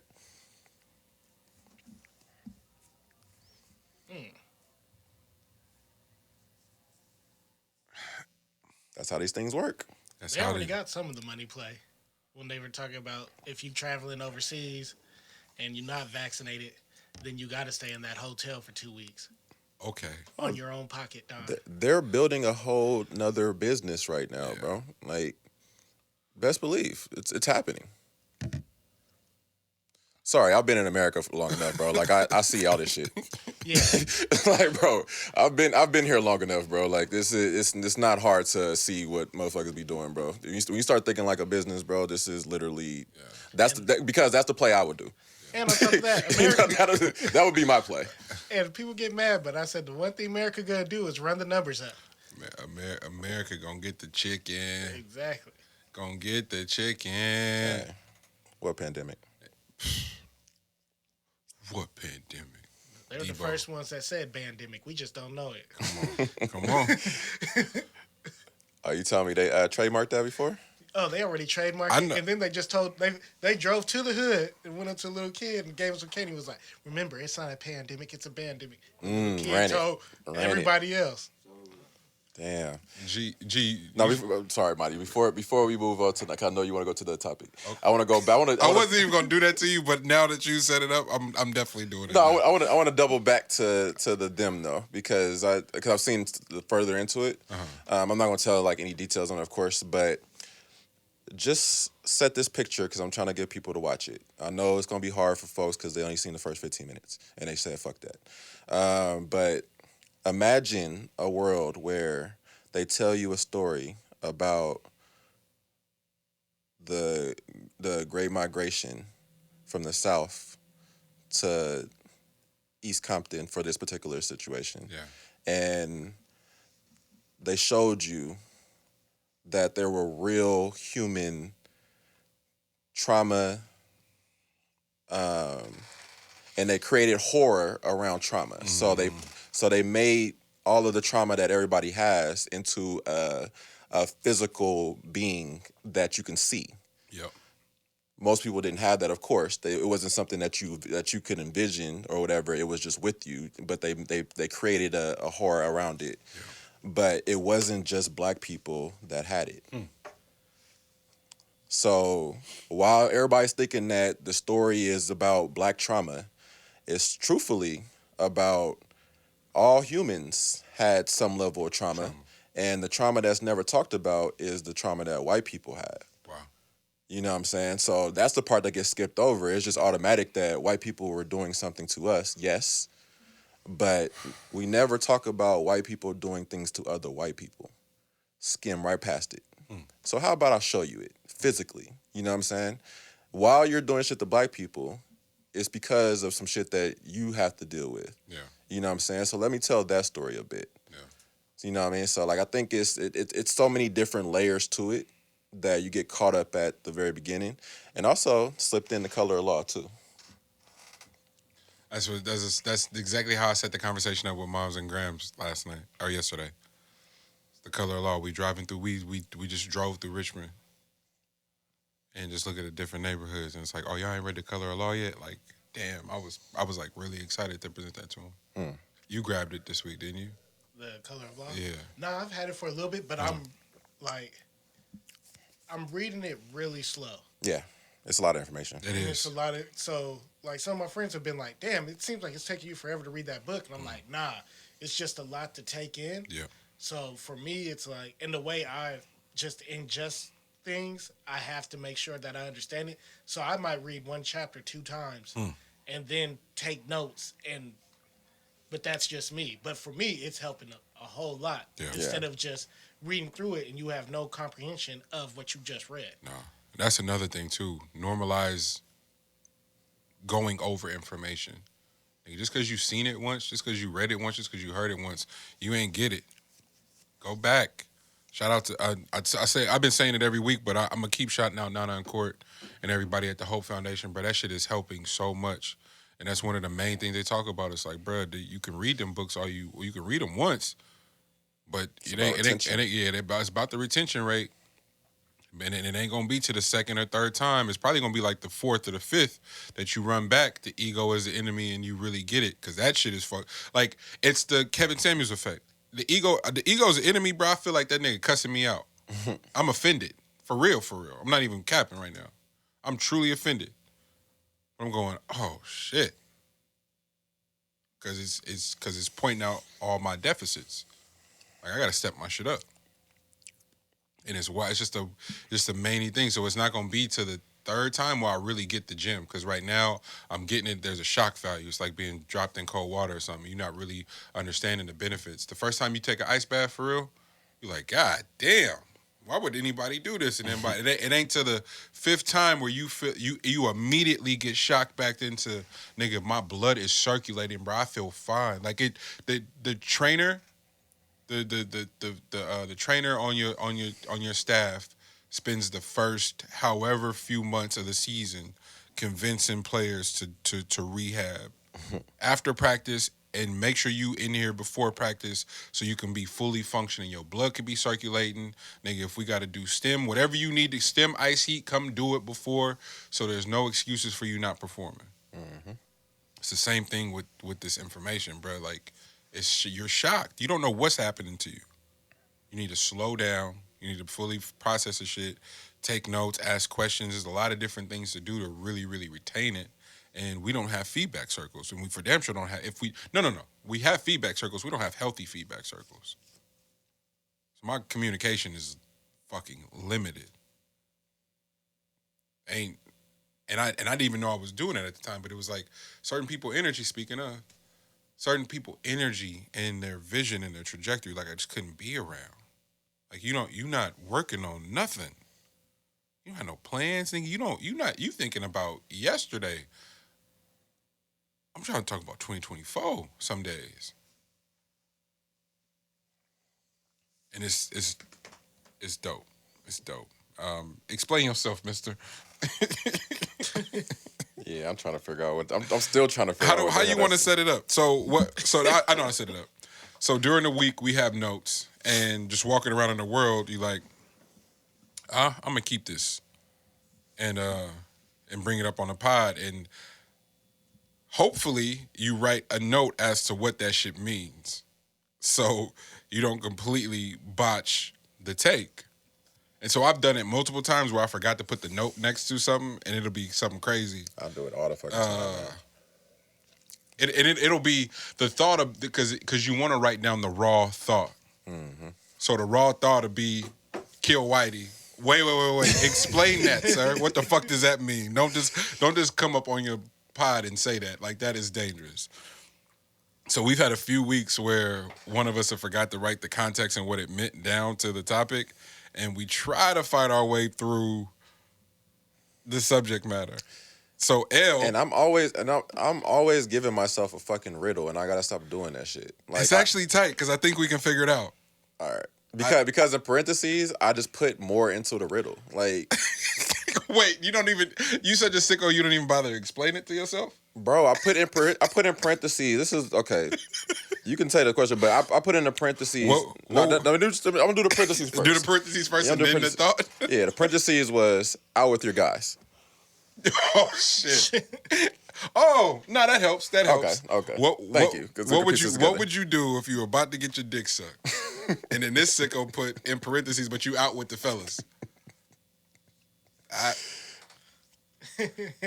So, I got questions. Do you got to go back to the crib in order for this to happen, or is it a car parked down the street situation, or are you really in Manny mode and you just going back to the bathroom? Or are you in the VIP in the club and she just got get under the That's table? Manny. I personally have never been in that situation. That sounds awesome, though. Yeah. Strip club. Oh, you in a strip club? No. Oh.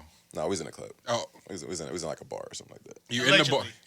Allegedly. I remember that. Yeah. Allegedly in the bar. So this is actually just a thought. This isn't even about me. Oh, this is okay. No, what isn't it? In the thought, were you about to leave? What was the plan gonna be? That's what I'm saying. So like trying to figure out what mind state you were in at that moment. But is it a spinoff? Is it a are you trying to end conversations? Should you stick around for a bit because it's going to be there anyway? Or did you drive? Do you have to get right to that? You know what I mean? In a perfect world, do you think there's a cutoff time period Oh, when it can happen? Yeah. If they ready at that moment. If they ready, they ready. Personally, from what I heard on the streets. God damn it. Well, there's no cutoff time, but at any moment, somebody else's dick might get into that mouth. You got a point. You got a point. Wait a minute. She want to do it. She want to do it. Yeah. Seriously? Nah. Huh? That can happen? What? I mean, it depends. It depends. Like, you got a window? Have y'all been together, or is this something that you just met? That's the good question. I see. I'm thinking I'm going off of just met. Yeah. Oh, okay. I guess in that case, cool. I was thinking you out, somebody else hit you, and you like, oh, fellas. That too, because like you don't know which number you were on that text list. Exactly. Ooh, and to So assume probably throwing out some fillers. You know what I'm saying? to assume you were the only one is crazy. Exactly. Because you might have thought you was number one, but really could have been number four. I got you. I got you. I mean, if y'all not together, then your assumption should already be then that you ain't the only one. Damn. And you fumble. You know what I'm saying? So like, if you're in the middle of something, but that text come through, are you jumping on it, or are you carrying on? It depends on the experience. Like if it was Manny, I might cut Granny off mid sentence and get the gotta go keys. These greens is good, but literally sitting down at Sunday dinner like Grams. Hey, wrap this shit up. Yeah, we gotta go. You got any foil? Yeah, I'll take this to go. Leaving grandma mid conversation is crazy for the dome. Yeah, appreciate you though. Niggas have done wilder things, so what? Yeah. I don't know. That's a good question. I will leave Christmas for the dome. Facts. I don't fuck with cheese. I mean, Santa no way. That's crazy. Oh shit. I'm wild. Oh fuck. That's hilarious. What you about to say? I was like, for all you know, he might have been the one that alley-ooped that to you. You feel me? That might have been the gift. Cheer. Hey, that might have been the gift. Don't sleep on the gifts. That's true. My birthday around the corner too. So. You feel vindicated? I feel like it was coming to me. That was my gift. Cause I didn't ask for nothing this year. I didn't ask to be here. Bro, what's wrong with y'all? Y'all might be sick. Hey, I'm glad we was able to unpack that, fellas. Appreciate y'all. All right, now you got to unpack this one. I'm excited about this. Yeah. White people had to plug. Think I know what you mean, but... All right, so context. Shout out Lil Jeff, man. Love that man. Shout out Lil Jeff. We out at the basin and having a gas time. They got like a little. We just got done eating and we walking down the pier area, and it has like there's like an outdoor comedy session going on, and Jeff starts. This is carrying over from a conversation that we was having about Black people's role in America and how the take was that we willingly got on the boat. Damn. Because there's no other way that you was able to corral that many people to get put on the boat, right? Yeah. To come over here. So it was like, oh, they found this area, they set up shop, and we should know how to run America because we've been seeing it this entire time. Was the take, right? Mm-hmm. So going in further from there. My man's going on with, and him and Lodges is fighting with each other about this take because it's bypassing so many things that had to take place in order for that to be the case, right? Like you have to exterminate a whole group of people. Facts. You got to take some people against their will after the majority of them was migrated. So you're just grabbing scraps from the group or whatever that didn't want to relocate from tribes and shit like that. It was hella shit that was going on, right? But bypass all that to tell us that we can run America and we got the wrong mindset, right? Wrong mind state. To just stop all that and be like, tell you the truth, white people was original plugs. And I was like, we died, bro. I was like, there's no way anybody could hit that comedy stage and be as funny as this thing is being right now, bro. Like, he is cooking. Like, it was on a whole nother wave, bro. And it was just like, bro, I was like, I got to write that shit down. Wow. Bro. Wow. And Jeff is such a fascinating character that my bad. White people had the plug. Yeah, so white people is like basically is because they were relationship building. So that's how they was able to get up. That's how they had all the resources to be able to create, like, build America, and then and now have it run like a well-oiled machine. Yeah, nah. So it's like the take was like, oh shit, like we don't get why we don't just pick up and do the exact same thing in Africa. Like we could, just go over to Africa and build America in Africa. We know how to do it. Like, we've seen it the entire time over here, so we should just take our ball and go over there. I'm like, oh shit, this is unraveling. Mode. What? That's go back to Africa on steroids. That's a whole nother take on go back to Africa. What? Go to Africa and do what happened to black people in America is nuts. But I see how niggas get to that like, yo, let's go do it over there. Capitalism. Come on. The chin rub is crazy. And that's what it was. It was like, oh, black people can't do that because they ain't got the plug. Oh. Because we don't relationship build. So we're not out here. We're not out here. So it eventually got to something. It was just well rounded to get to that point. But that's why you can't shun. You like, that sounds stupid. That sounds crazy. Nah, let them cook so we can get to. Black people don't relationship build. How many times have y'all heard it's not what you know, it's who you know? Nepotism. Come on, baby. You got this. Put me on, L. White people do the same thing or put me on. They just say it differently. Mm-hmm. Hey, Dan, Charlie's back from school. He's looking for a job. Oh, I think we got an internship over here. He can come see what it's like. Oh, he needs something a little better than an internship. Yeah, they're paid. Oh, bet. Okay. Shit, step further, the plug would be like, Charlie, how Charlie doing? Well, Charlie's at what? Charlie's what, 19, 20 now?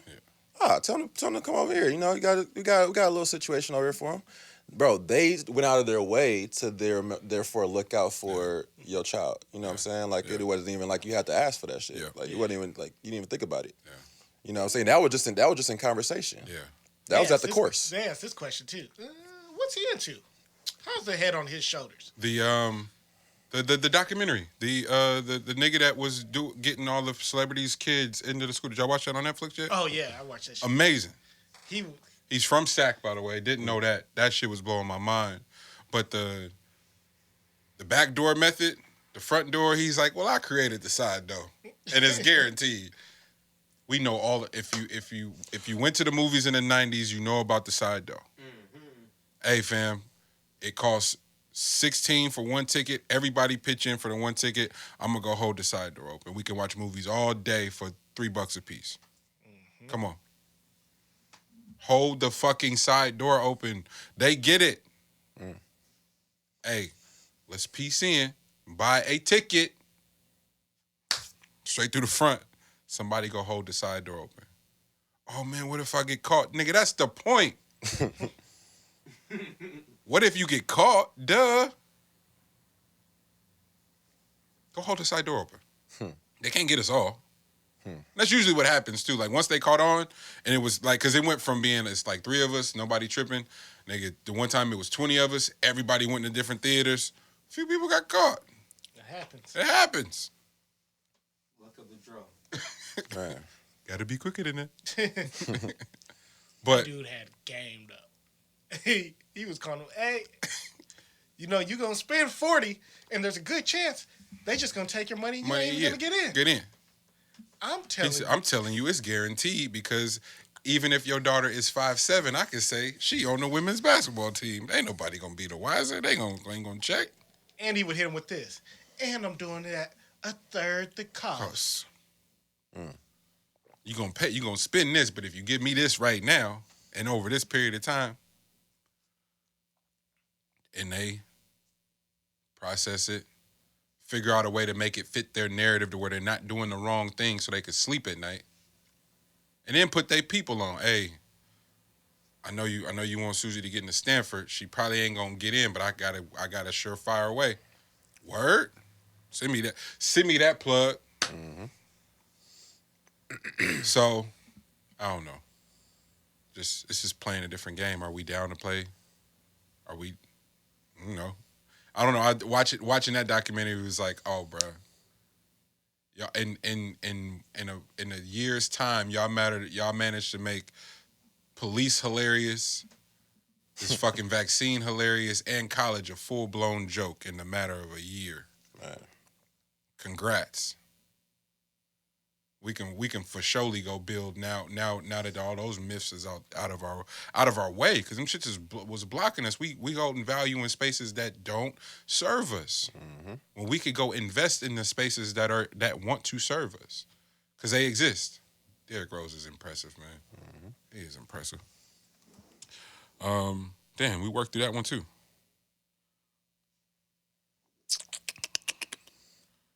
What's up with your man Jake Paul? He outside wilding right now. Got them hands for you. Slept another one. Another one bites the dust. Dun, dun, dun. Yeah, Brad lost when he put that video out of him hitting that punching whatever that game was. That nigga Jake Paul was like, that's what y'all got? Yeah, that's what shit. Can see all those punches coming. Mm-hmm. He didn't even get a chance at that part. Actually, he lost when he decided to buy a new hip so he could do this fight. That's what he lost. If you know, like, wait a minute, let me buy this hip and then we can go toe to toe, sucker. It's bad. When is Logan Paul's thing? With Floyd? Yeah. Did they set up a date yet? Nah, it's even later than that because the tickets didn't sell as fast as they thought they would. Mm. So I think it's supposed to be October, something like that. Are people in those arenas? Like they're doing physical people in? I know for the Floyd one, they're definitely doing physical people because it's supposed to be in Florida. Got it. Oh, okay, got you. And that's why they're doing it. And they release tickets in sections. Mm-hmm. So right now you can buy the tickets super early and they're a lot cheaper. Wow. Mm. But as it gets closer, they're gonna go up. Yeah. How? Not the Jake Paul shit is whatever, but we are entering that phase where people can gather inside buildings again. How do you foresee that rolling out? I'm attempting to look at it from both sides as someone as a hired act eventually, and then someone who few sides as a hired act, as somebody who just wants to attend events, and then somebody who eventually wants to plan them. How do y'all see that rolling out? Like, and I'm strictly talking about from a safety standpoint. I don't want to be nowhere where it's a few thousand people nowhere for a minute, and not because of no fucking COVID, because people have been cooped up for real. Mm-hmm. So they don't know how to act. They gonna go outside and go buck Louie. Man. Okay, I don't feel nuts. That's how I've been feeling, y'all. Like fuck the COVID. Like it's just and the crazy part is it happened on Friday, G. Mm. We're at we go into Moi. They staff was acting weird as fuck, you weirdos. But I 100% meant to write that down. That was such a strange experience dealing with them. Step out, like literally walk out to look at the mob of people marching down the middle of Broadway. Mm. I go, damn, I didn't hear about no protest today. Then I look, I said, that's all Anglos in that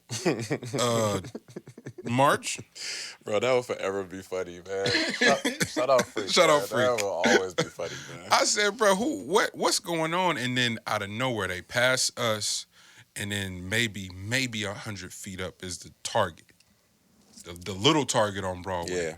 Nigga, the one that can't catch a break. They start fucking them doors and windows up. They just put the windows back up. And they fucking them up. And I'm looking, them all pale faces. They got skateboards. Nigga had a monkey wrench. I said, oh, my God. Bro, we got the email talking about looking out for potential hostility due to what was taking place in Minnesota. Wait, say that again, please. So, bro, they sent the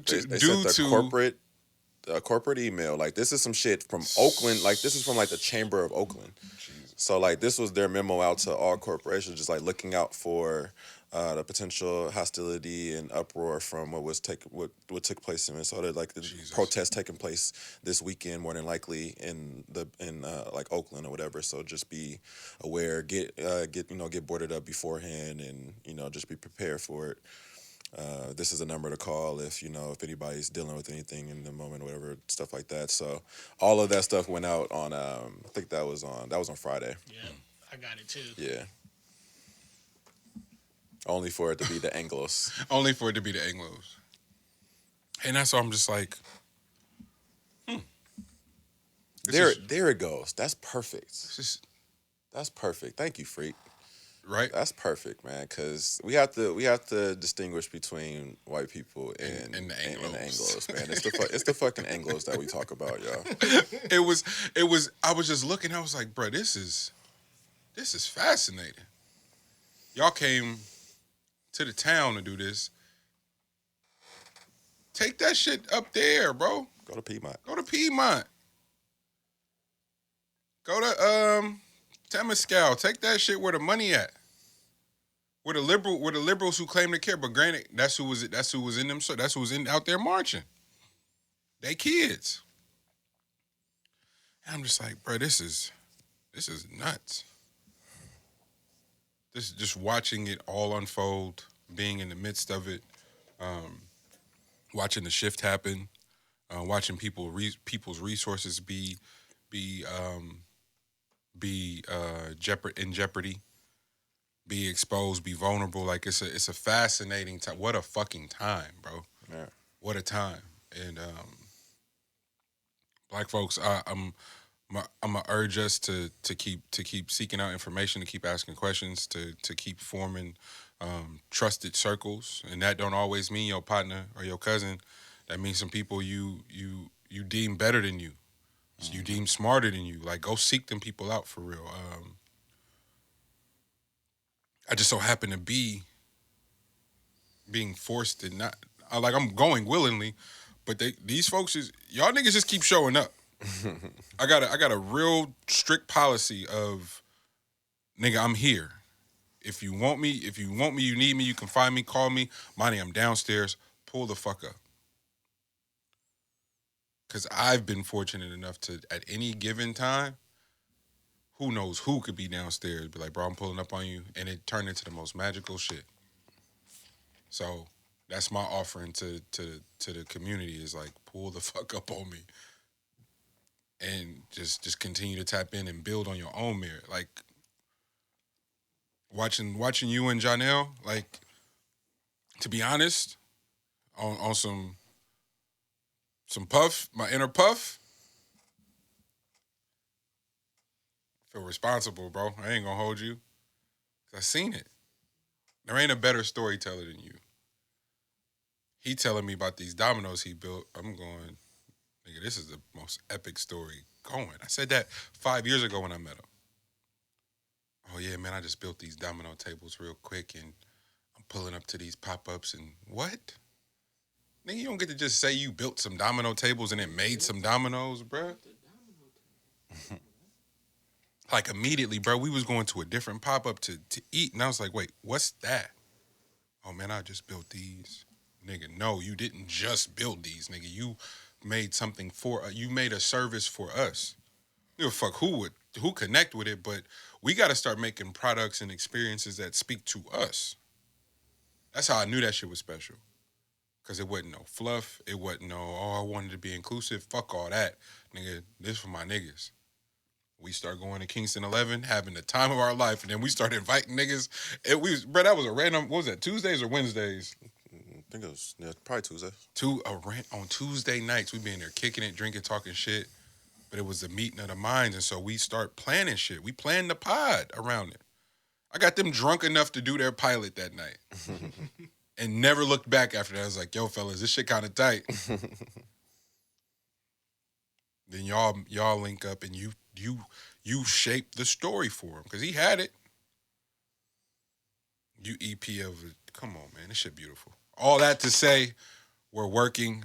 You should be Diddy, though, because I've been stealing your I just keep telling them every time. We always in beta, B. We always We don't leave that shit, B. Hey, and learning in class, nigga, that's what the best companies do. They create tension for themselves. So a product works, and if you a sicko, you go, yeah, that was cute. We gonna make some tension so we get better. As opposed to go, our product worked. We could take our foot off the gas. Fuck out of here. That's how you are ended. Nah, nigga, go find a feedback circle that can pick that product that worked apart and tell you all the shit you did wrong. Bring it on. Because I'm taking this bitch to the moon. To the fucking moon. Elon, my nigga, I need y'all got buddy passes to SpaceX? I ain't got it. Hey, the real ticket, I ain't got, but if you got a buddy nigga, I will be the first nigga stand by on SpaceX, G. I will. With a duffel? A duffel in my machine, that's all I need, bro. Don't leave me behind. Ooh, can I take the machine out to Mars, you think? Yeah. You'd be the first person making clap on Mars. Making clap on Mars? I wonder if you could email it back to Earth. Oh, fuck. Ooh. Elon, fuck with me. I need to get out there. Speaking of clap, damn, you don't have a microphone. But damn, G, can you hand just your mic real quick? I want to real quick. I should have set it up. Expired transfers drop. An exclusive Bandcamp drop. Yeah.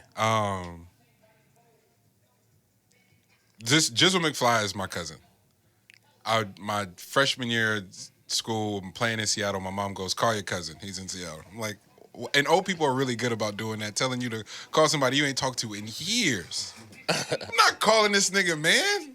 And I'm like, nah, that is my cousin, though. I could definitely call him. And then without question, he like, where y'all playing at? I know where that is. Bye. This nigga, he's short. It ain't gonna be a lot of back and forth. It's not. Like, let's not even pretend. All right, fam, I'll see you there. He definitely pulled up on me. I was like, God, that's awesome. Yeah. Mind you, I'm homesick as fuck, by the way. I'm ready to quit. Yeah. Quit. I'm over it. And for whatever reason, seeing him in that random part of fucking, I don't even think that was Seattle. I was like Kirkland or some shit. You were in Bellevue. He kicked it with me. Coach actually, I think my coach knew I was losing my mind, so they held the bus.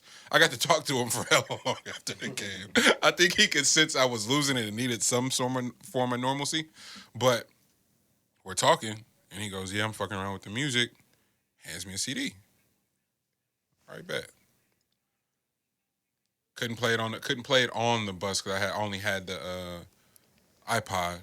Get back to my whip. And mind you, we get back to the gym at like 3 a.m. I got a 84 Delt, 310s in the back, of course. Can't help myself. Ooh, you got 310s when you put that in? And my tweeters was amplified, so my shit was crystal clear inside, nigga. I could hear every word, nigga. Slide it in. I said, what is this? Mind you, this is Bullets Ain't Got No Name Volume 1 days. I'm listening to... yeah, that's fresh that. We was performing with Nip. Bullets Ain't Got No Name Volume 1. Gibbs is The Misunderstanding of Miseducation.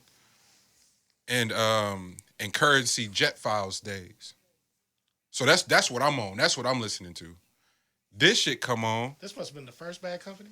This is Bad Company. For sure. Yeah. This is Bad Company. I put that shit on. I was like, wait. This is crazy. That's my Diddy project. That's like one of the projects I'm most proud of. And so, now my cousin fuck around for real. So everybody getting the whip. Man, what's that? That's my cousin. He up the way. Oh yeah. And fast forward, I moved back to the Bay. You're here already. You fuck around with Lex. Y'all shooting, putting together full albums. Like full projects. I didn't know how to do one song. Y'all putting together full albums. I never know how to do one song. Visuals, marketing. Y'all pressing them up. You got merch. You pulling up on. Hey, I'm about to pull up on you. All right. No. I'm about to pull up on you with hella shit. Here you go.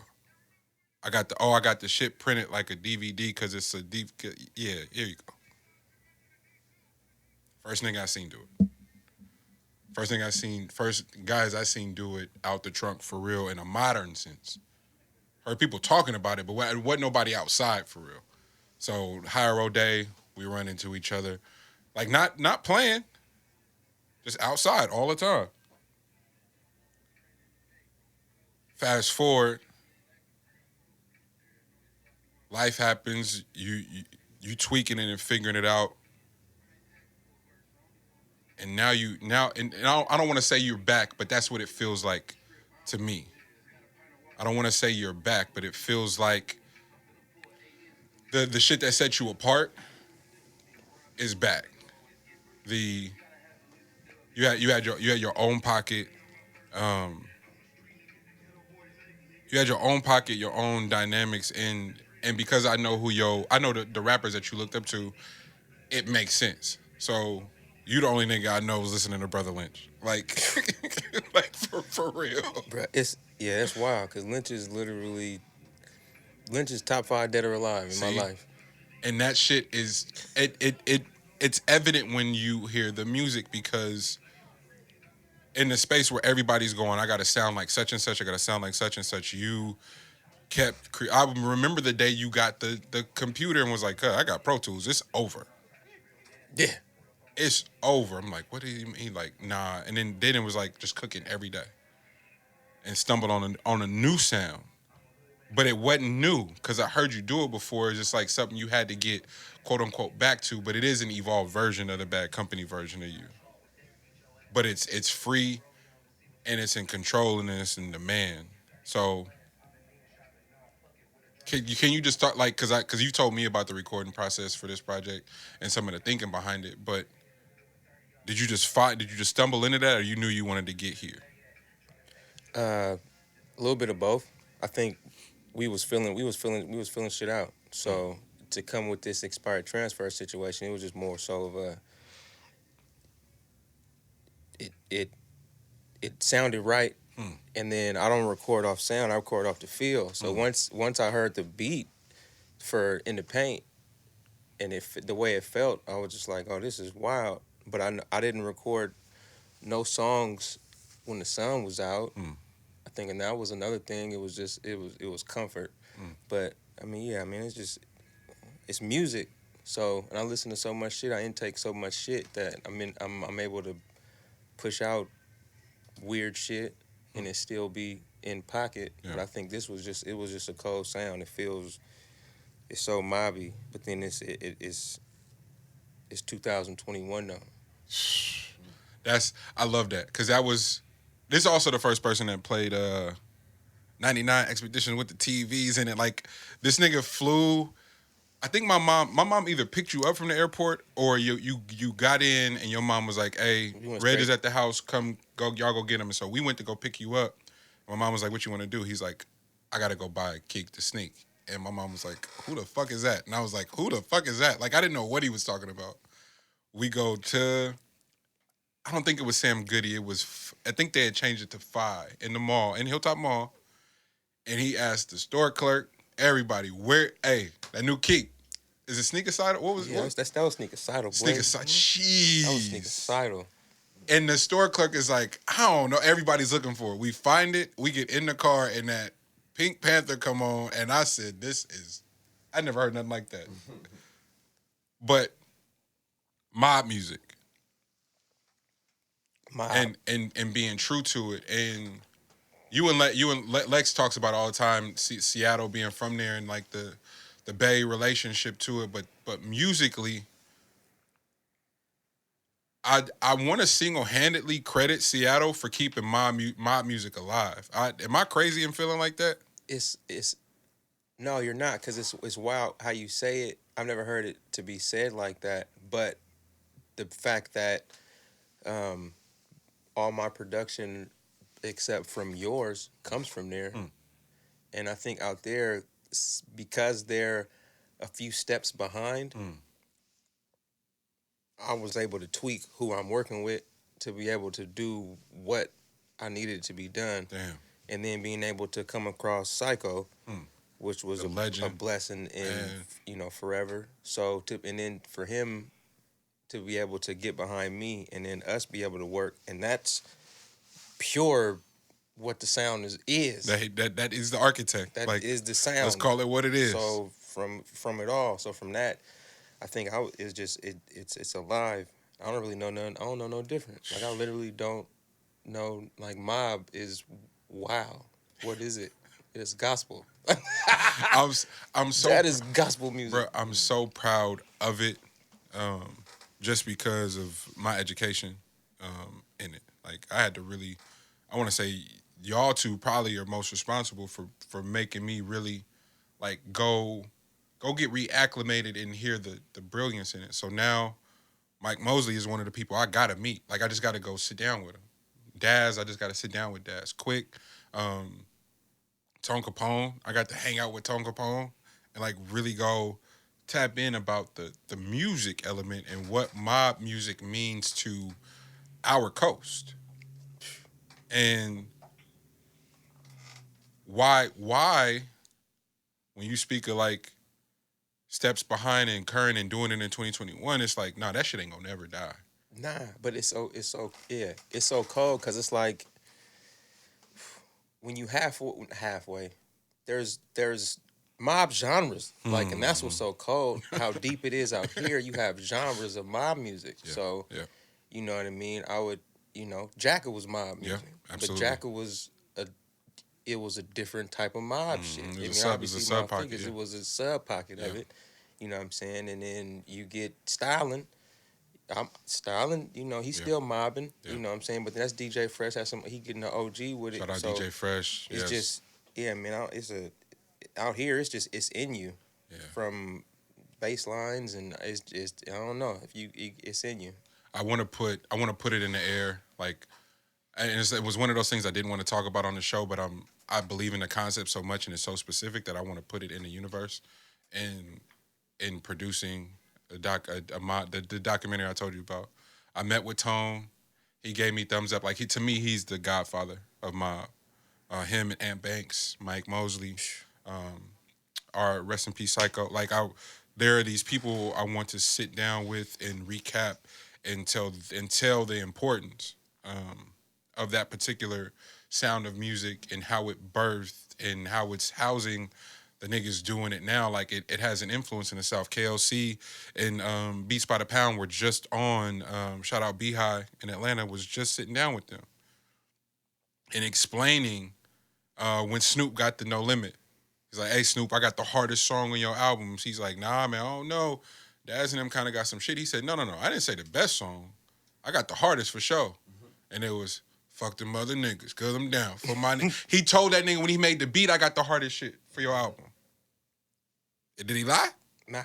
What's the hardest song on that album? Hard, like you said, hardest when it comes, when it comes and it without question.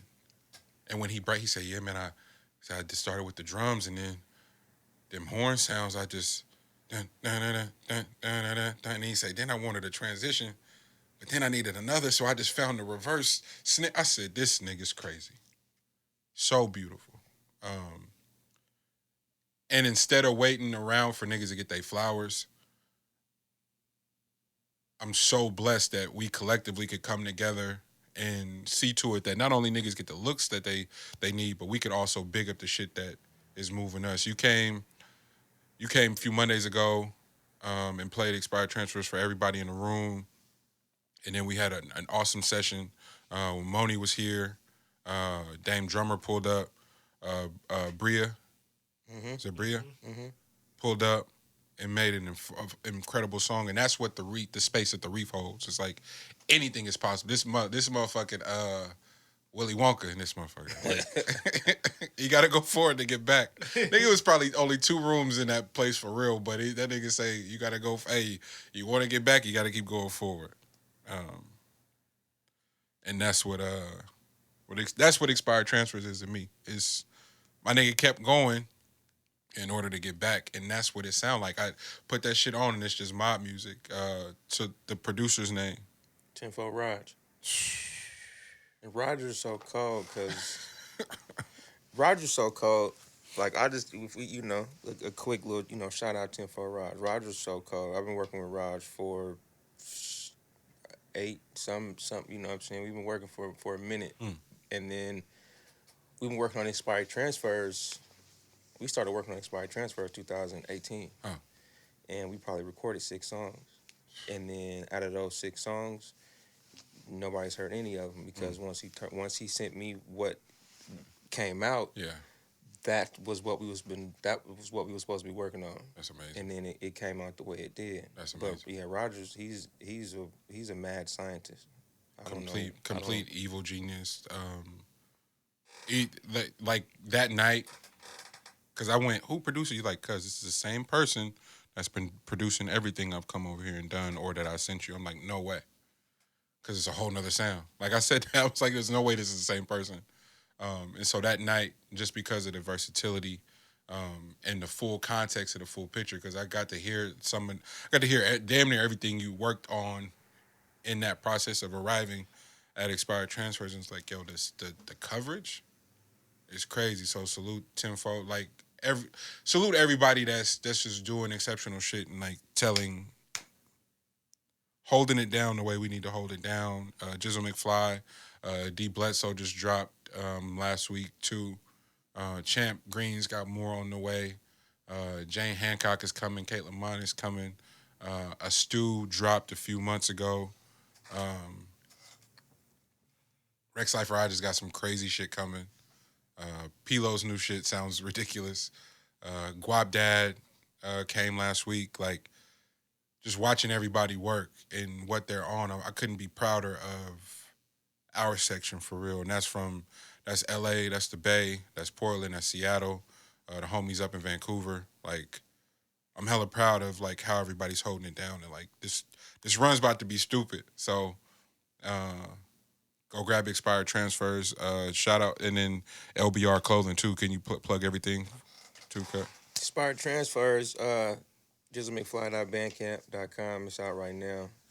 420, it'll be out everywhere though. So if you know what I'm saying, if you're missing that, you can go ahead and grab it everywhere. LBR.apparel. We got everything from hats, jackets, full, whatever you need. Yeah, man, pick it up. If you see me, holler at me. I got something for you. Yes, sir. We working on condoms too. Yeah, man. Salute. Practice safe sex out here. What are those? I'm so glad he didn't have a mic, but swing it back around.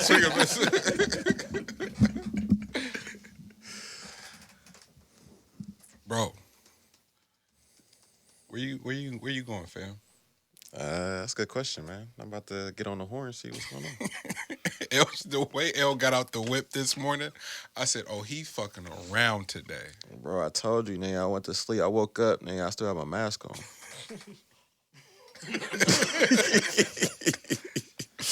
I did enough to get to a spot I laid my head at, man. Oh man, it's a beautiful thing.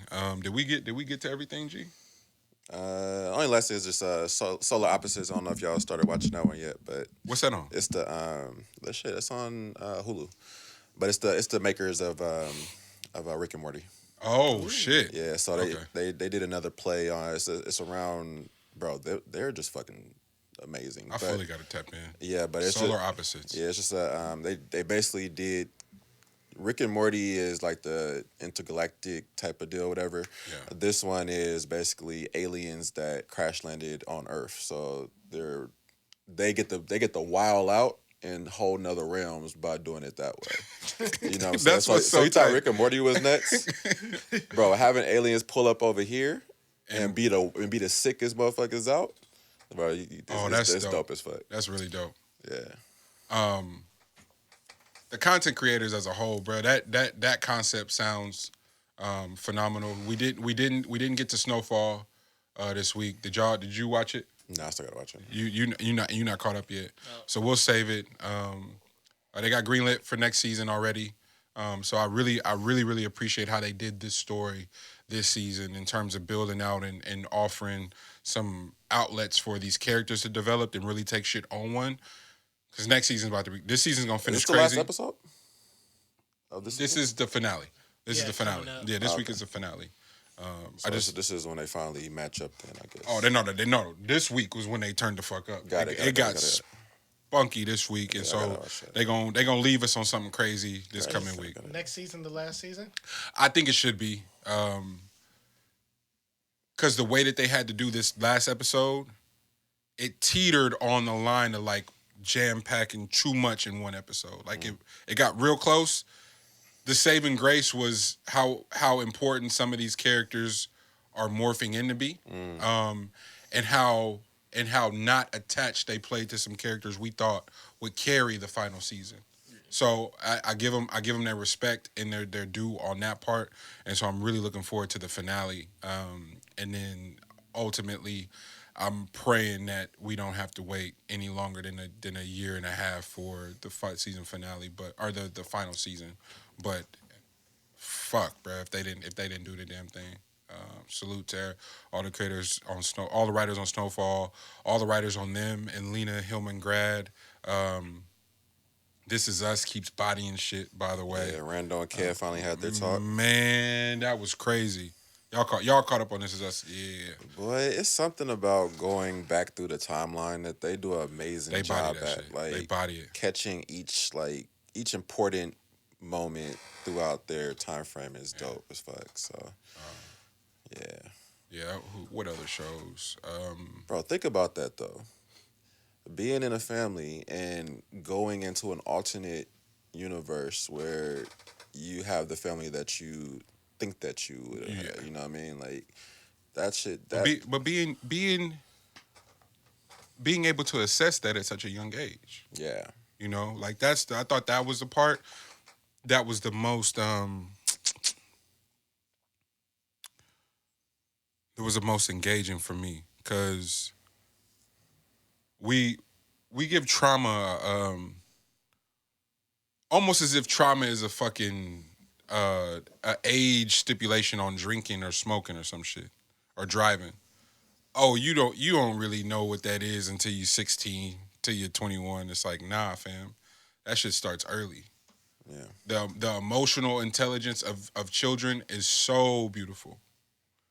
So to play them as if that shit isn't registering or kicking in that early is so dismissive, and it's so telling as to where we are right now. And I that's what I thought that they did a really good job of in that portion, and then eventually, because they start the episode off like that, we like, bro, what am I looking at? Did Randall get adopted for a week by some black folks? Like I was truly tripping, and then when they loop all the way back to it at the end, you like, yo, that was brilliant. Yeah. And bro, he had the most the most arc on this season. Like he got so many things out the bag, which is dope, man. Because Sterling Brown. That was something for me that I wanted to do with moms and Sissy for sure. Wow. Was the group therapy deal. Yeah. Because I think that would help out the individuals there, like, because when you do individual therapy for yourself is like one thing or whatever, but I'm thinking the way, like, especially because of how like Randall did it, that was an idea from before, and it wasn't even to like share whatever your individual story is. The thing that group does, and luckily I had group from when I had to do the course thing for driving or whatever. We had to do group. We had to sit down in group and do like question answer type shit or whatever. But the beauty of it isn't so much in just you sharing your story, it's you hearing like stories. Yeah. You know what I mean? Yeah. Just knowing that you're not the only person that is going through, you're the only person that's going through your specific thing, but other people can potentially connect dots for you as well that you don't even see from them sharing their story. You know what I mean? So that's why group therapy is amazing. So that was something that was dope that they showed that, because it was like, Randall, do you want to go? And he's like, I'm just gonna sit back and listen. And that's how he got to him going into the alternate universe thing, getting a name for that. He knew that he did it. He just didn't have a name for it. That, and spoiler alert, but whatever. That G, and when the lady in group therapy goes, yeah, now my family won't even talk to me after I've told them my truth. And Kevin goes, nah, fam, I'm here, your brother. I ain't going nowhere. And Randall already told him, yeah, I wanted another family. and Kev didn't run away and didn't shun him for his truth. I thought that was also another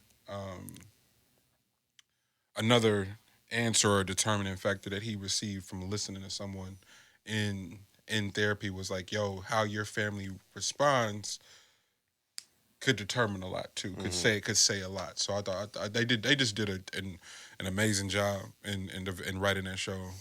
And creators all around the world are doing fascinating fucking things right now. I'm sorry for those who are like, this ain't what it used to be no more. Music ain't this and TV ain't that. It's hella fire shit out to really get shit is getting bodied right now. Left and right. You just gotta pay attention. No matter what you're into, you can go find something for you. So don't be a lazy fuck and go find some fly shit. If you need help, you know who to hit. Because it's all dope shit around us, I feel like. So Did you watch Extermination of the Brutes yet? Shit. I still gotta watch it too. Okay. Yeah. All right, that's we got 2 homework this week. episodes. Oh, are you? 2 episodes now. Crazy? 6 It's with crazy. it? Okay. Yeah. Like, it's breaking it. Man. And he rolling it up. Sprinkle coke on the floor, make it drug related. All right, man. This has been another episode of the Meet the Brave Pod. We'll see y'all next week. Love. Yes.